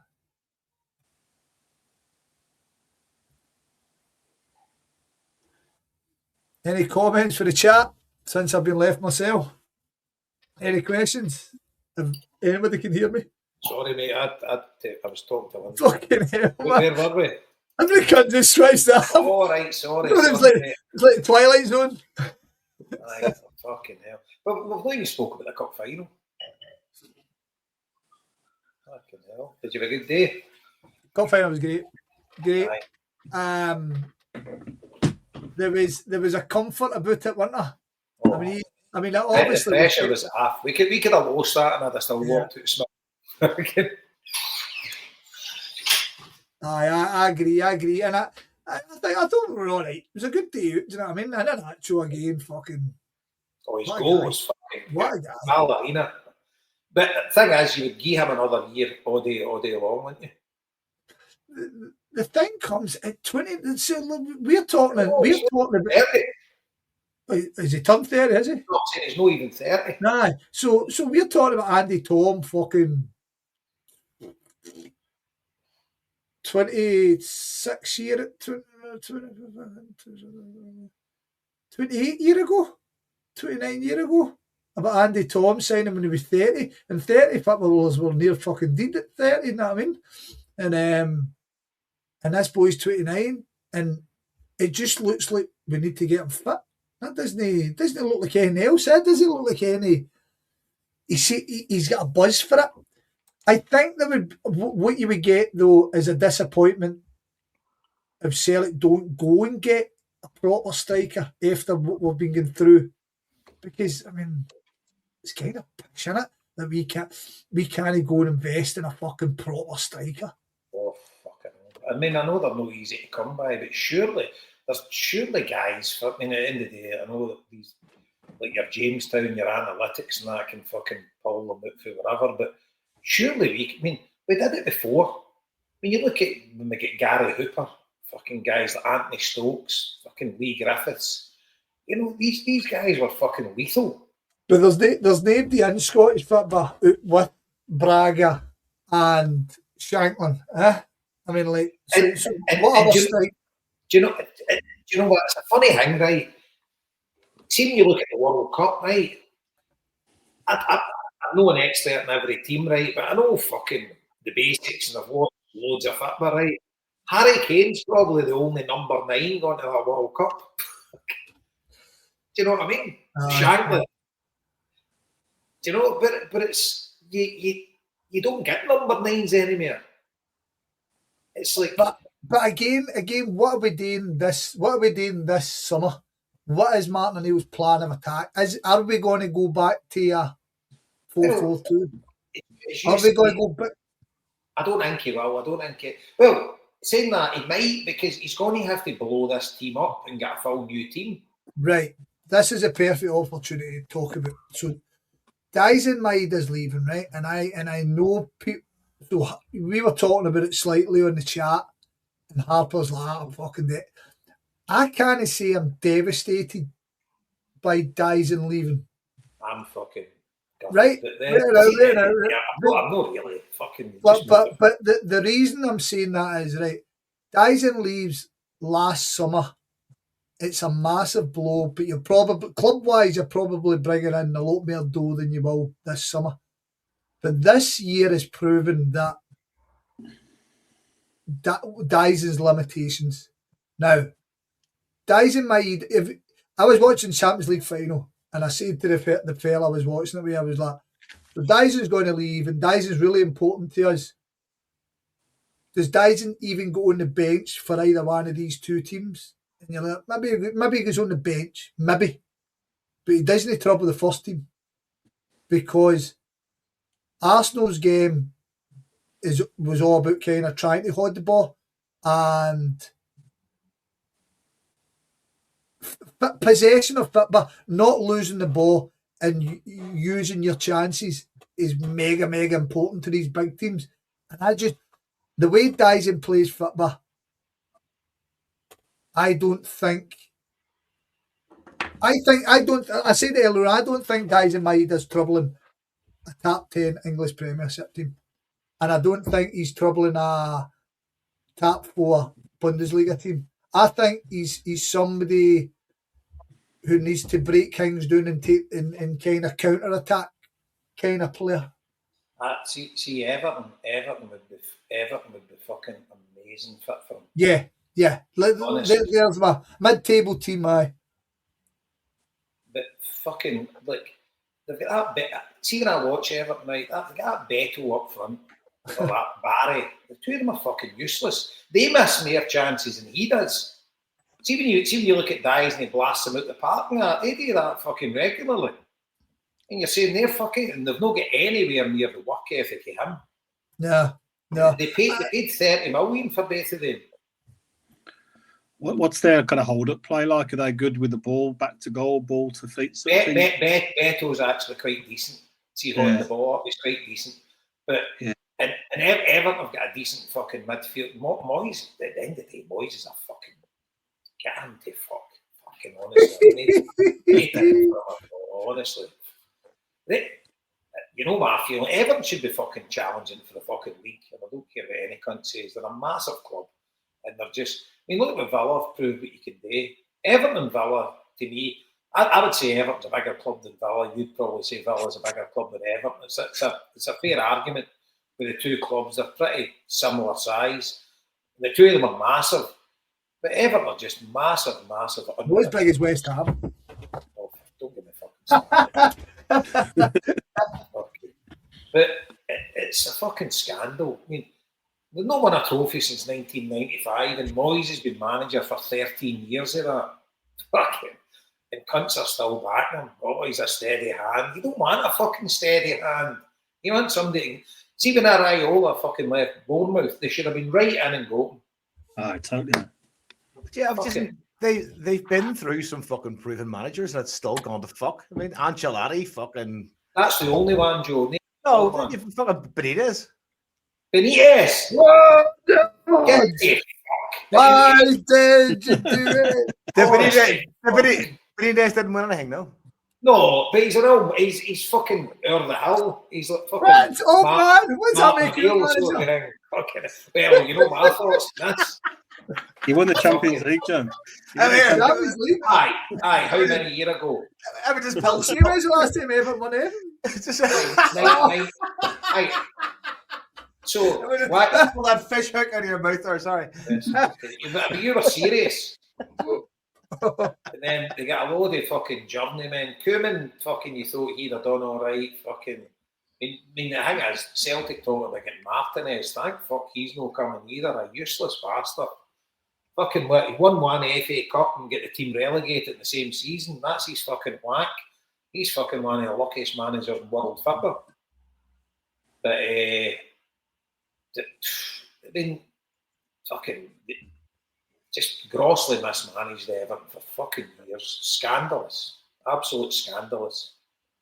You know, Can't believe you're comparing them to the current Europa League holders and Champions League participants, man. team that, to be honest with you, I'm comparing them with a yo-yo team, Liam. You'd admit yourself. I'm kidding you on, mate. Kidding you on. Fucking- Very similar clubs, I would say. Very, very similar. Aye, I would say size and stature, never about the two clubs. Aye, very, very similar. So, fucking, but Everton's just a fucking basket case. But anyway, we're not talking about them. Fucking, we're not fucking worry about ourselves. So well, we kind of went on the Maida tangent, but we were talking about what Martin was going to have to do, right? And maybe Liam, you're best talking on it, and I don't even think you are. Martin, when was Martin before he came back to Celtic? When was Martin O'Neill's last gig? Nottingham Forest. I think he was there for fucking 6 months or something. I don't think he was that long. And then he was how many years at the game? He did his bit with Ireland, didn't he? Was it Forest was after Ireland, wasn't it? Would that been? I think it was. I think Forest. So Forest was his last gig. Yeah, because did he not take Keane there for a little bit? Right. I think it was after. I think it was after. Martin O'Neill, right. So his last gig was Nottingham Forest in 2019. So 6 years. Now, you can't really compare it with Ireland because Ireland is kind of got to pee with the cock he's got. But how was his football? Was it very much Celtic-esque in terms of big guys at the back, working hard in midfield, working hard on the wings, big powerful strikers up front? Is that how he's... Because obviously he had a wee bit more class at Aston Villa because of the amount of money he was spending, but he still had the big Norwegian fella and all that. Didn't he? You had Melberg at the back and stuff like that. He had a great team there. He had a great team. But it did follow the same Celtic scope of how they played. Do you know what I mean? Yeah. And I do wonder if Martin O'Neill comes in, is this what we're going to be trading for? Is this what then that kind of negates the whole point of Dyson leaving, because we were going to have to change it up anyway. Everything was going to have, because we need to kind of put Ange's stuff away now. We need to move on to something else. I don't know. I think Martin O'Neill we should have been going somewhere, but to be honest, Martin O'Neill wasn't a born manager the first time. He wasn't. You know what I mean? He really wasn't. So that's why I don't think last season's performances really have any bearing on, because I can see it totally getting ripped up, as Jason says. Yeah. Thoughts? Yeah, I mean, would you go back to 3-5-2 in Scotland? I mean, he did it at a time where Rangers were so dominant the first time round, weren't they? So dominant that, you know, he had to find a way break that spell, I guess. And he had some really talented players, but the sheer power of the team broke most teams apart there. And then he had the quality to finish it off at the top end. I don't think we're not in that same kind of position just now with the teams we're up against. But I mean, you look at it, we're not blessed with great wingers just now. You could, let's say you did a 3-5-2, Johnson on the right wing back, Carter Vickers, Scales, Tierney, back three. Someone Sirachi or someone sitting on the left. You've almost got the players there already, haven't you? Some decent midfielders. It wouldn't take much for him to get to that model of playing, two up front. But I don't know how valid it is for a dominating team in the modern game to be playing with 3-5-2, or it's more 3-4-3. I think these days, isn't it? Any teams that play three at the back. I was more thinking we go 4-4-2. Very few teams play that completely just now. I mean, we should be good enough to do that domestically, obviously, but we just fancy Europe and Champions League doing that. Yeah, three in midfield's hard. Two in midfield against three's hard, no matter who you're playing at.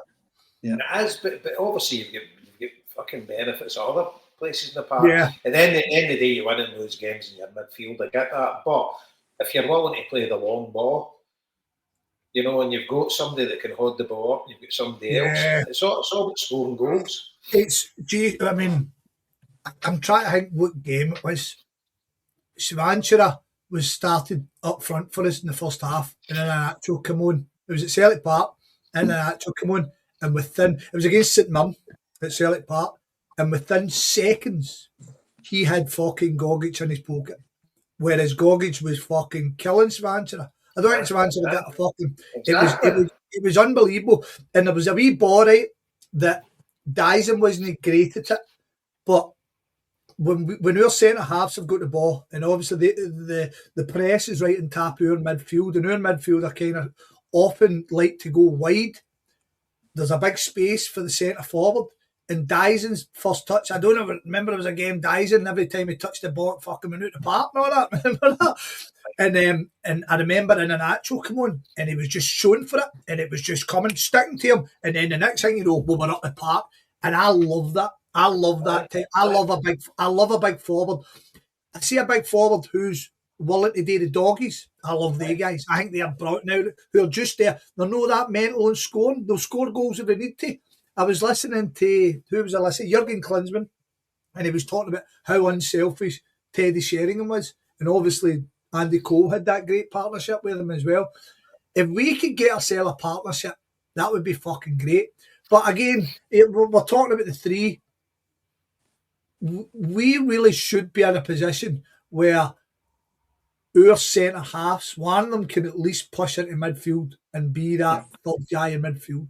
Yeah. I mean, get back to the day we signed fucking Shane Duffy. There you go. I was excited about him. Fucking hell. I saw that. I was too scared to mention it, but I saw that on my. I kind of was, I know.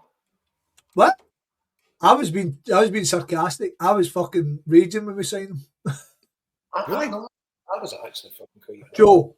Joe. The timeline of events. We went to Kilmarnock, and big Julian get fucking ragdolled off a big French guy. I've no even a clue what the boy's name was. I don't think he lasted the whole season, but he ragdolled him, and everybody was. We need just an old-fashioned clear the ball centre half. And I remember arguing with everybody who fucking spoke to me, and I was like, the last thing Celtic need is a fucking old-fashioned centre half. We need a centre half who can fucking get the ball and ping the ball and find people. Do you remember the one at Parkhead? He got it. We were all watching on the telly. He got it, and he poked it in front of him. And then he poked it in front of himself, and then he poked it in front of him, and then he fucking volleyed it right out of the park. I was like, what? I do remember this, actually. Fucking dumpling, man. He had a few of those moments where you're going like, what the fuck is this guy doing? He was lucky not to get sent off in his debut. He ended up scoring the winner, I think. Fucking hopeless, man. If you remember, Jabo, I was off for signing Declan Gallagher. If you're going to sign that big fucking do for £1,000, give that boy a go. That was my thinking. What do you think with the releasing of Stephen Welsh? That's nuts, I think. Strange. Right, the timeline doesn't tie up, obviously, but who's making that decision? Well, you would think it's Martin O'Neill. It's got to be. And Martin O'Neill had him for how long? That fucking one game where he was pony against fucking was it Auckland? So I think Martin O'Neill's went, aye, I'll come back. Just let him go. So how much would he have been on a week? 6-7 grand or something like that? I'd say that. Aye, I think that's a fair shout. Do you He'll want end- to get through the squad? He'll end up at Toulouse, won't he? You hope so. I really hope he does, and I hope he does well. I hadn't against him. He's obviously tinned out his nut the way he's Exactly. fucking. You know what I mean? I do wonder how it'll affect us, like European squad wise, because he was always a big homegrown. Dane Murray it is, isn't it? So he'll be the fucking man. Yeah. That's what I would fucking back and let Murray go out on loan for a season. It seemed to be a bit of a no-brainer, really. I couldn't take to Welsh, to be honest. Yeah, I thought it was good. And I'll be honest, because he never played against us for Motherwell, I don't think I watched enough of him to see if he's any good. You know what I mean? Well, to be fair, me and Liam's pal Ross, big moral fan, goes. You spoke to him, Yes, Scott. I know Ross, Yeah, yeah. you. So Top Ross guy. says out of the full Motherwell team under Bertalascu, Welsh was the best out of a lot of them, including your Elijah, just a lot of them. Says Welsh is best player on the team. Yeah. You know, that's a guy who goes everywhere and loves his fucking team, and he's like, he was the best player on the team. That Hearts game I went to that night was fucking outstanding. Yeah. I think I said in the chat, I'd like to see his stats for the season and not passes, because obviously he gets a lot of the ball playing in that system, but it'd be interesting to see his like tackles, duels won, whatever it is they measure defenders on, to see where he kind of stacks up against the others. Martin O'Neill doesn't no interest in that stuff. You've got a guy who's manager us that says, get all that in the bin, fucking listen to me, this is what matters here. And by the way, he might be right. You know, who's to say the stats? I mean, I believe in stats. My job every day is going to be backed up with stats. You can't get fucking somewhere the line if the stats don't back it up. Do you know what I mean? So you're saying, how can Fitma be any different? But they'll tell you, it's different. You're like, well, it's not really. Well, I'll tell you what's interesting. I believe in a thing called love. See O'Neill's first time here. Obviously, we were well known to be such a big threat from set pieces, corners, and free kicks, whatever. And a number of them have come out and said they never, ever practice corners or set pieces in training ever under O'Neill. First time. Right, honesty, fuck, right? And Martin O'Neill has fucking lived a million lives more of football than I would know. But see that fucking everybody back near box defending a corner, that's infuriating, man. That is shocking. And then still fucking shackling for himself at the back post when they're doing him. Fucking infuriating, man. We're doing the Villa 3 up front next season. It's the new way to do it. I think that's fine. Podcast. Aye, I know. I'm into that. But the thing is, you need to have fucking quality defenders here if you're taking 3 and putting them in the fucking centre circle. You can't have fucking Haddies down there. Because the space they're getting, you know what I mean? The guys. But as you say, let's face it, seeing Scottish football, you're not coming up against top class opposition. We should be able to put 4 men in the halfway line. Yeah. I think Liam Scales would defend the boxes on his own. Right. I'm glad you brought it up. Oh, here we go. Right, we need a discussion here, and we need Joe. Was it you, Joe, that shared the link? It was a Harper shared the link last week. The interview. Oh, but That's the one with the snooker player with his Bobby. Enough about Donald. Right? I can't say too much. I'm fucking my ass still got the vote. See who shared the link with Liam Scales as old coach? Aye, that's all. I think it was me. Was it you, Liam? Wasn't Yeah. All right, excellent. Right, so obviously you can take it away, but I want to You'll get it wrong, judging by his earlier effort. I know. Mick Scott, maybe you can paraphrase for him, right? So, but It's pre-season. I'm having a few weeks off. Come on. so I just want to say how much I fucking love Liam Scales. And Oh, I walked off out of the park and there's a guy, and he's one of these guys. He's all right. He's bang on, a Celtic supporter, right? And he walks his dog at the same time. Normally, you're at the same time in the morning. He's there with his dog. He's always blaring about football. But he's one of these guys who used to go years ago and never goes now. But he's always got 50 opinions about what should happen. And it was about 3 weeks to go of the season, and obviously things were going to shit. And I was kind of agreeing with him because I'm like, I can't see us doing anything. Fucking, I think we're done now. It's gone. And he's turning like that, and another thing, that fucking Liam Scales, see that bastard? And I just turned around and says, hold it there. I'm like, that boy's been class for us. I says, listen, I fucking follow that team home and away everywhere. And I says, I watch that boy every week. And I says, he's been class. I says, I'm not saying he's the best player in the world, but I says, he's head and shoulders against the rest of them. I says, he's the best defender in that team. And I says, if you put him up against Carter Vickers with me, then I would take Liam Scales, because Carter Vickers is never fit. I says, you've got to get... People don't actually put as much value on somebody that's never injured. I mean, it's... I'm glad you said that, Jason. It's so true. It's like you've said fucking everything. It's worth its weight in gold. And by the way, how many mistakes does Liam Scales make? And again, he made the odd one. None of that, Jason. How many other people's mistakes does he map up? Aye. And he's fucking defending the box and everything. I'm telling you, he's fucking class. And God love him, man. And we're lucky to have him. And he's going to go on to be a Celtic legend. Mark my words.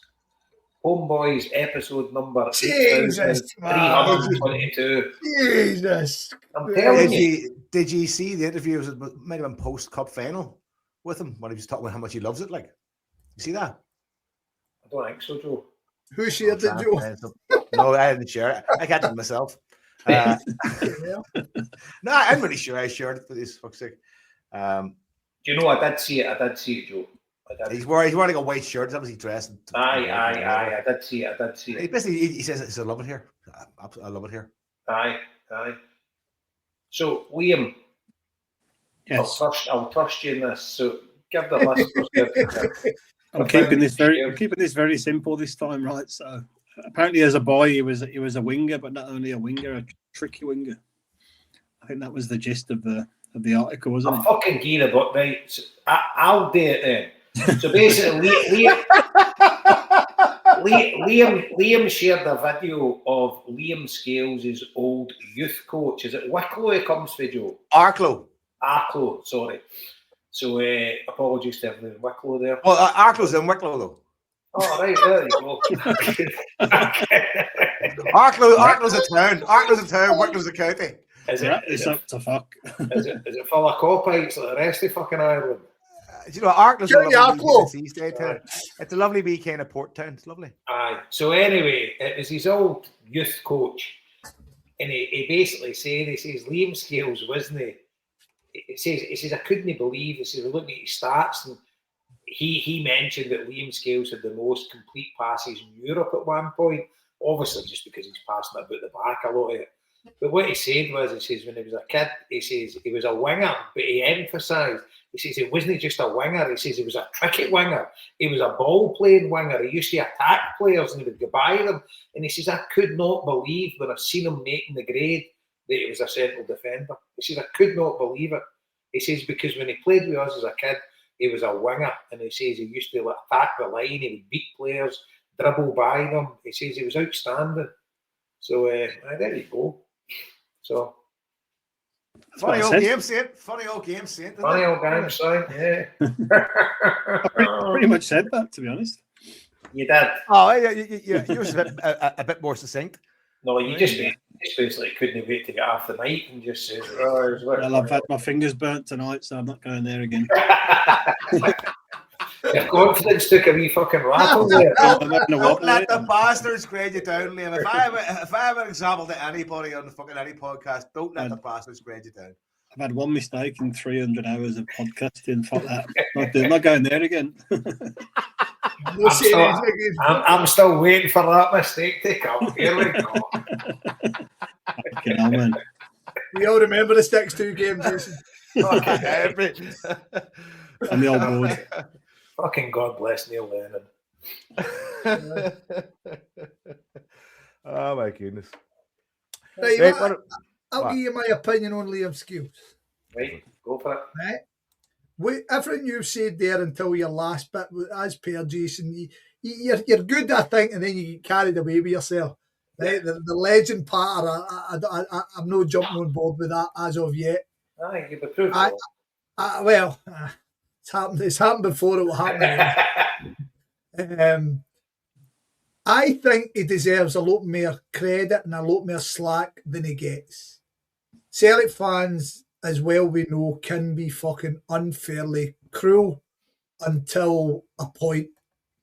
Like James Forrest got abused practically his whole Celtic career. Now people are going, oh, fucking told you, Celtic legend and all that. And you're like, fucking aye, I remember. There's a reason Liam Scales at 650 grand for Shamrock Rovers gets the ball after the team, and he's the guy who's expected to come forward rather than the £6 million ex-Premiership centre-half. Do you know what I mean? Or even the two £6 million ex-Premier League centre-halves. So, as I say, there needs to be a wee bit of respect put on his name. He's far from perfect. I think we're all kind of cool with that. I think if we could get better than him, we should get better than him. But the fact is, we've went and signed a Polish international who'd just come from winning the league. We signed a couple of Swedish internationals.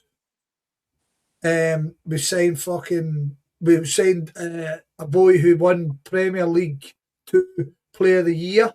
We signed another one for Bournemouth, and none of them came close to displacing. So, and see, the Scottish media, they were bending themselves backwards to tell us how great the 2 Rangers centre-halves were and how they were going to make Rangers millions, absolute millions, because how good they were. And I talked to my mate who's a Rangers fan, and he says, see how really good our players are? They're no desperate to defend. They're no desperate to keep that ball out. They're good on the ball, and they'll take the ball, and they'll look like superstars, but they've no got that desperate, I don't want to concede this goal. And I think Scales has. I think Scales is good. He's a team player. Yeah. I think he reads the game really well, but he has got limitations. As far as him being a tricky winger, it's a lovely story, but who gives a fuck? I mean, how many fucking sent? No, honestly, how many sent? It was a nice story. That's all I'm saying. Jamie Carragher scored 50 fuck that goals. feels good story. Fuck his coach. Fuck Jamie Carragher scored 50 goals in the youth team. He was a centre forward. You know what I mean? And look at many goals did Jamie Carragher actually scored for Liverpool. Fuck him. Exactly. Well, I didn't want to bring him up, but he kind of pisses on a fucking. He's playing in Ireland against fucking dumplings like me. You know what I mean? They one of these fucking tricky winger. You know what I mean?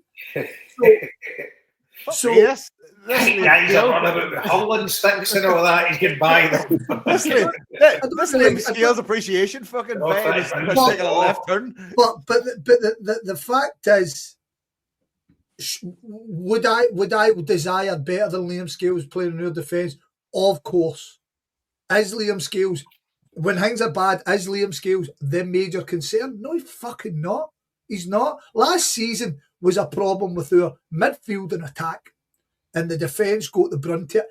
Some of the fucking absolute bullshit I heard after some of my best mates. I told you the story last year. I missed the Aberdeen game away, the first one up there. But did we win 2-0, I think? I think Negrin scored in that game as well. And my mate says on the chat, Liam Scales was deplorable. So I hadn't seen it and I taped it and I watched the whole game back. And now that way I'm just looking at Liam Scales. And don't get me wrong, he makes 2 really bad passes. 2 in the attacking third. Right? 2 passes that he really should have done better with. in the attacking third. Defensively, it was sound as a pound. Never made one fucking mistake, but he made 2 bad offensive passes, and people are calling him deplorable. And do you know what stood out in that game? Was Rio Hatate and how wasteful he was on the ball. And I'm not talking about him trying to play killer balls. I'm talking about him playing simple passes to the side. So bad. He was so bad. And that was, I think it solidified my support for Liam Scales at the point, but it kind of turned me against Rio Hatate. Because remember at that point, every mistake we made, defence were hopeless, whereas the midfield were a fucking shambles last year at the start. My biggest endorsement to Liam Scales is like, at the minute, somebody's going to have to come and take his jersey off him. I mean, like he is, like he's the kit man. No, you don't want to fucking mean. He's one of the first names on the team sheet for fucking effort. For effort alone, for as someone said, they're reading the game. His ability to pull a team out of a hole. Is his passing shite? Is some of his decision making bad? It can be, but again, he's also been really pivotal in a lot of fucking crucial goals as well. I mean, the ball over the top for Tierney for Dizan's goal against the Huns, brilliant. I mean, shit like that there gets overlooked. So somebody comes in. There's an open question to you. Somebody comes and try and buys him tomorrow. Much are you looking for? 9 million. I think you're talking about a £10 million centre half. Huh? At least 9, 10. It's got what you said. I love what you said there, right, about the way you described him there, right? And he's incredible at defending his box. You know, I've called him out a number of times for his distribution, right, which is not very good. And it's surprising given that he played as a more attacking player before. But you know, there could be a lot of factors behind that. But you look at the centre halves Rangers had last season. You had Giga. I think he was he not a £10 million player at some point then in the Premiership, and the boy Fernandez, who has been quoted as getting 20 million for him, which there's fucking no chance of that, surely. But they're great on the ball when they got loads of time just to stroll through and, you know, use the ball, but they're fucking hopeless. I mean, look at the goals where people just walk through the middle of them. They're absolutely hopeless. But I don't know. I think he's far more valuable to us than he is to other teams, I think, in terms of what you might get back for him. So I hope he stays. I hope we get a few more years out of him. I do hope we get Carter Vickers back to what he was as well previously, because I think the two of them now would be a pretty formidable partnership. All we want for our guys who are in our team is to try the fucking damnness and get better. That's all we can ask for our guys. Know what I mean? Scales is getting better all the time. And Scales is getting better. Scales is a much better player than the guy who first came in the team. I repeat, I would like better, but I would like better than everybody. Everybody. So, and that should be our aim. Even when we fucking get better, we should be looking for better than him. I mean, how often is Scales less than a 7 out of 10 when he plays? Never. Yeah, he has been. Okay, very occasionally, but he's never maybe an 8 and a 9 too often. But he's just so solid, so reliable. I think he is an 8 and a 9 regular. It's not regular, but he's had some great performances. I think that's a stretch for even for me. I mean, I love him. I mean, no, I think he's a solid 8 most games. I say his lowest is probably a 7. What was it? Fawn's done, jumped the shark. We are now at 2 hours. I think we've covered everything. Flynn's not coming on, so we've covered none. We've said nothing about none. One thing I would like to bring up that kind of pissed me off was Rio Hatate cup final, no even getting in the squad, and towards the end of his career with us, well, we all believe it's the end of his career with us, just no even getting the chance to say cheerio, or I think that was fucking. It does seem cruel. And, it seems cruel. I do understand. It seems cruel. That's what I'm saying. Like, but at the end of the day, I get it's a ruthless world. Fucking get over yourself. I get the ruthless fucking thing, but he could have been in that squad, cup final squad. fucking no for sentimental reasons. He's a quality player, and I just think the way Neil treated him towards the end was fucking shit. I don't know what he was on the training ground. I think Martin O'Neill had a fucking tunnel vision fucking approach to it, going like fucking nothing is going to distract me from getting wins out of this fucking team. He delivered a week and fucking eternally grateful for him, but I just thought it was pish. It's interesting you say that, because I started a thread on the huddle board about this the day after the cup final, because you know where I was in the kind of corner flag at Hampden on the Celtic end, the one towards the main stand, and I hadn't really noticed him, but when the players kind of did a little celebration thing there after the game, he looked completely lost in his suit with his hands in his pocket. He wasn't joining in. He looked seen a photograph of it, so yeah, he looked super uncomfortable, and I was kind of like, oh, that's terrible, because he has made a decent contribution in the time he was here. And I was trying to start the Rio Tati song myself, and nobody was fucking joining in whatsoever. So I put a thread up on the huddle board, nothing contentious, just went, oh, it's pretty sad. Like just what you've said there, Jason. It was really interesting, because it was a real divided opinion. Like half the people were like, yeah, agree, he's been a big, contributor to us, blah, blah, blah. And the other half were like, fuck him. And I've said a few times last season, he's fucking terrible. He's chucked it. He's doing nothing. Get him out of the team. But when he plays, he's brilliant. But I think a lot of the chat that came out was his stats were coming back as running 2K less than other players in the team or other midfielders in the team. There's your fucking fuck. Hey, what do you mean there's your thing? Mate, Martin O'Neill doesn't deal with stats. He just deals with fucking guys in the park. You've told us Martin O'Neill's never said it to me. No. Mate, I can't believe we're going. I know you liked him, right? And I know you thought he was your best player and all that. Rio Tati does my tits in. Done my tits in. See him fucking Bologna, I would have fucking punted him that day, and I would never let him fucking back in the club. Aye, right? I appreciate how good he could be, but we can't.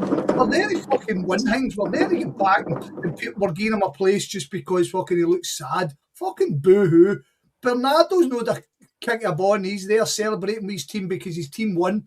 No fucking sitting thinking about himself. Fuck him. That's a fair point, by the way, somebody racking up a game of pool here or something. Marty Flynn here. You looking for some chalk or something, pal? He's on a roller coaster. Coming on, so come on, fucking badness. He's looking for Judd Trump's chalk, I think.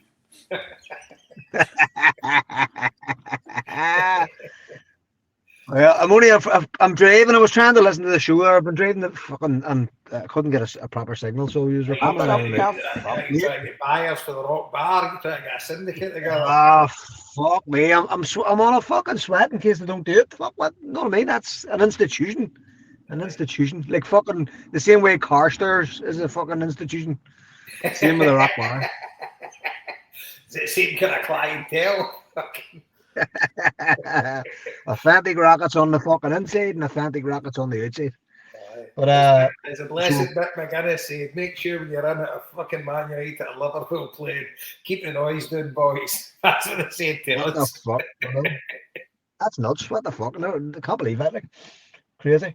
But no, I've just been running the boot. I'm away tomorrow, so I was just fucking trying to get things tied up there. All our tickets sorted and everything, so we're all good.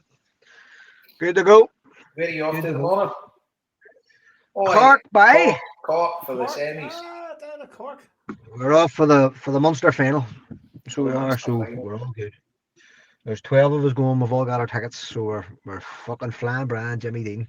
Who are you supporting tomorrow? No, nobody, just that's on Sunday. But I'm not fussed who wins, so it's just as long as it's a good fucking tear lumps out of each other. That's all I'm interested in. I always wanted to ask you that, because you obviously go to all the All-Ireland finals, the hurling finals, never. Do you know just pick a team? If you don't get like Ireland mapped out the ones that you like and the ones that you don't like, or you just totally neutral? Not really. Sure, you know what I mean. You want Ireland to fucking win. If it's no answer, you don't care. Fucking chance of that happening. No, you would usually.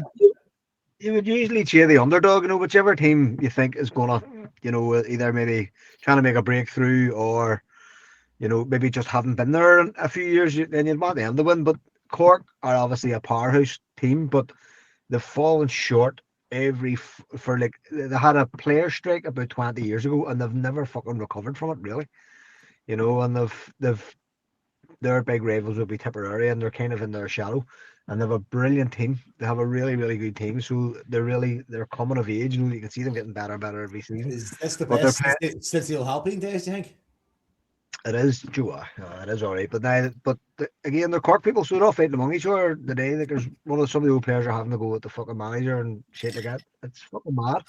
But they're up against Limerick, and Limerick are bankrolled by Dermot Desmond's mate. JP McManus, the McManus family bankroll the Limerick fucking hurling outfit. So, like for years, Limerick were really a sort of a nothing team. They were bobbing up and down Division 1, Division 2. Nobody really gave a fuck about them. And see now, they're just a machine. And like, you want to see, like every single player on the team's a fucking monster. And they've been brilliant this last 10 years. So it'll be a cracking match. The two of them should be absolutely flying at each other. Very funny. Tell me something, Marty, right? And on a football kind of vibe here. Is it all to do with the manager? There's a lot more to it. Well, so it's different from soccer, obviously, Jason, because you can't buy players. You know what I mean? You're giving the players that you have. I get that. So is it today with? I don't know. Is it today with like the culture in the county that more people are getting involved, or is it very much so. Is it specifically? Does the manager make a massive difference like he does in football? A manager can make a huge difference, absolutely, and not just like in the same way Martin O'Neill can do. He doesn't actually have to fucking do anything. He just has to turn up. So you've got those classic managers of the past, like Jimmy Barry Murphy and people like that, and Jim Nelson in Antrim, who took us to the All-Ireland final. Like players would fucking literally kill for them. You know what I mean? They would fucking run through buses to play for them and stuff like that. So, and then we've had a manager up here in Antrim, Davy Fitzgerald, who's really well known, but he's flopped. He's totally flopped. The players just didn't buy into what he was selling, and there was a shade about money, and he's getting all this money, and there was a bit of resentment in the county, and it just kills you. That sort of bollocks just kills you stone dead. You want everybody just to be going in the one direction, and your manager should be setting the tone. For that, and like you've got selectors and boards and things here too that liaise with the clubs and all that kind of thing. So it's a very different setup than soccer. As I say, it's parish based. So you could have seriously like fucking Ronaldo playing for some small parish down the country. Do you know what I mean? It's not like they only play inter-county for part of the year. The rest of the year they're just wheeling away with their clubs. Just they could be playing against, and they do play against postmen and fucking Brickleys and whoever else, but their levels of fitness are beyond belief. Like for an amateur sport, it's ridiculous. It is ridiculous. Like, and it should be brilliant on Sunday. You should tune in. It'll be on the TV on Sunday. It'll be on the Fire Sticks and all the rest of it. I don't know if it's on Sky, but this is the new stadium. So me and brother Macquarie have been in the old Cork Stadium, but I haven't been down to the new one yet. So I'm looking forward to it, just to get into Park Keeve and I see what it's like. It's a 50,000 seater. Celtic played there last year, if you remember. Celtic played on the Rodgers last year in the friendly. So it's a cracking big spot. And Cork is a tremendous town to get drunk in. So I'm out 7 o'clock tomorrow morning. I'm not coming home till fucking the train's at 9 o'clock on Sunday night. I've brought 3 pairs of trunks, black trunks. We'll be fucking drinking Murphy's until the fucking cows come home. If anybody fucking sees me around Friars Walk or whatever, just ignore me because I'll be pie-eyed. I'll be fucking puzzled. Well, you need to tell Jeremy Pat Mulcahy, you're my pal.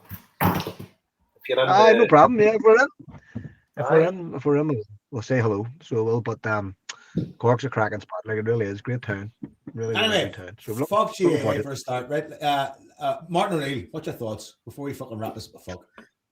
It's number one. It shows the lack of ambition on the part of the board. And Scott's always banging on about this. Like when we were talking about it during the week in our group chat, the fact that we were letting players go, And Scott was going, but surely the fuck somebody's making these decisions. And my point always is they're making completely financial decisions. We're run by accountants and they're looking at the balance sheet and going, get him out, get Palmer out, get fucking Welch out. Do you know what I mean? And so that's one aspect of it, that kind of fucking lack of ambition. They haven't really looked around. We all know that now. And they obviously don't trust Sean Maloney enough to give him the fucking job, or they would have done that. They'd have stepped him up, to take the big job. So it's probably as good as it could have been, because we could have had Robbie Keane, and that would have had absolutely disastrous effects on the whole shooting match, because the whole talk would have been about Robbie Keane, for the rest of the year. And the first match that he lost or he drew or whatever else, the fans would just turn on him because they didn't want him in the first place.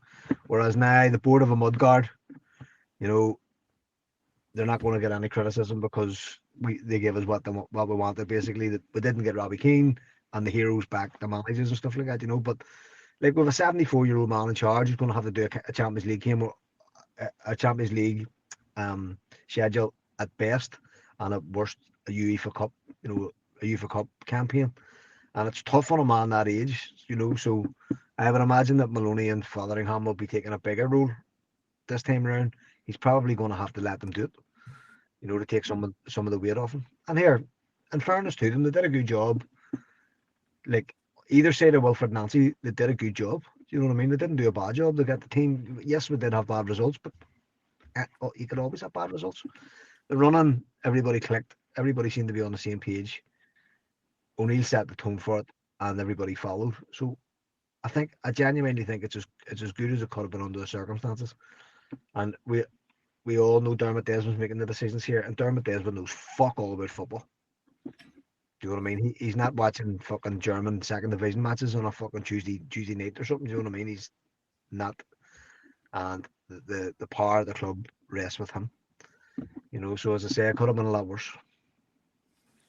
Yep, that's pretty much sums up everything we've been saying. Start of the show, till about now. It could have been a lot worse. So, but also that's a depressing feeling in itself at times as well. Though, when you're looking for progress, you're looking for change, and you're looking for something that fucking sparks and ignites your fucking, hope. And there's money in the bank. There's comfort in this decision, and that's about it. Yeah, but there's money in the bank. When O'Neill was here before, like after the Seville season, he literally was not given a fucking washer to spend the whole season, and that was one of our best seasons when we almost got through to the Champions League stages at that stage. So it's you think you would hope that Maloney and the scouts and stuff like that have been working on players and have been doing the background work, so that he can just come in and say, right, yes, get him now, you're in place. After the World Cup, we need to hit the ground running. We're straight into pre-season. There's no time. We just have to get on with it and get wired in. So, fingers crossed that happens. And like, Martin O'Neill has more pull than Brendan Rodgers, without a doubt. Like, O'Neill can click his fingers and they'll listen to him. He's much less of a firms man. So, so they've come to him 3 times now. To dig them out of holes, and he's done it every time. So here's hope. Well, we're at 2 hours 15 minutes. We're wrapping up. Fuck. Wrap her up. I'm heading to bed. I'm here. Just before you go, I want to say this is the best audio we've ever had from you. You should do the podcast from your car more often. That's what I am. I'm sitting outside my fucking man's here for a Gwen of about 10 minutes. They moved to get my car up off the street, but there we go. Right, folks. I enjoyed that. That was good fun. That was good crack. Oh, he's all still there. Jason, Scott, Liam, is there? Oh, yeah. Just before you go, Kevin Bridges has got a documentary on the beautiful game on BBC iPlayer. It's meant to be very good. Oh, speaking of documentaries, so we got to go plug to this George Connolly thing. There you go, Joe. I haven't got prepared. I'm just saying, are we going to? So there's a documentary getting, and the matter of Harper was on it because Harper's a good friend of George Connolly's son. So, me personally, I think it's going to be amazing because I was raised on stories of George Connolly as one of the best Celtic players ever, and scored more goals in half a season than the rest of the league did in the full season, and then just gave up the game. So it was a mystery to everybody, and obviously he's had a book out now, and he's got a film that. So I think it's nice and fitting that, because we're probably the last generation that's heard the stories for our fathers. My dad was been on about it as one of the best Celtic players ever seen. Says he was a prince of football player. So there's this documentary get made, and there's going to be a crowdfunding thing to try and help it go over the line. So we can probably share the stuff on our Twitter and stuff like that. So basically, give you a shit. So it's a truly indie film by the fans, from the fans. It's at Cosmic Cat Films. Discover the untold story of George Connolly, and they've got a crowdfunder. So basically, if you're on Twitter or X, whatever it is, the sort of name of it is George Connolly, Far from the Madding Crowd, and this is at G Connolly Film, and so they got a crowdfunder, and it's moving forward, and the kind of teaser trailer looks really, really good. I've just retweeted it there now on our account, and we'll stick it on Facebook tomorrow as well.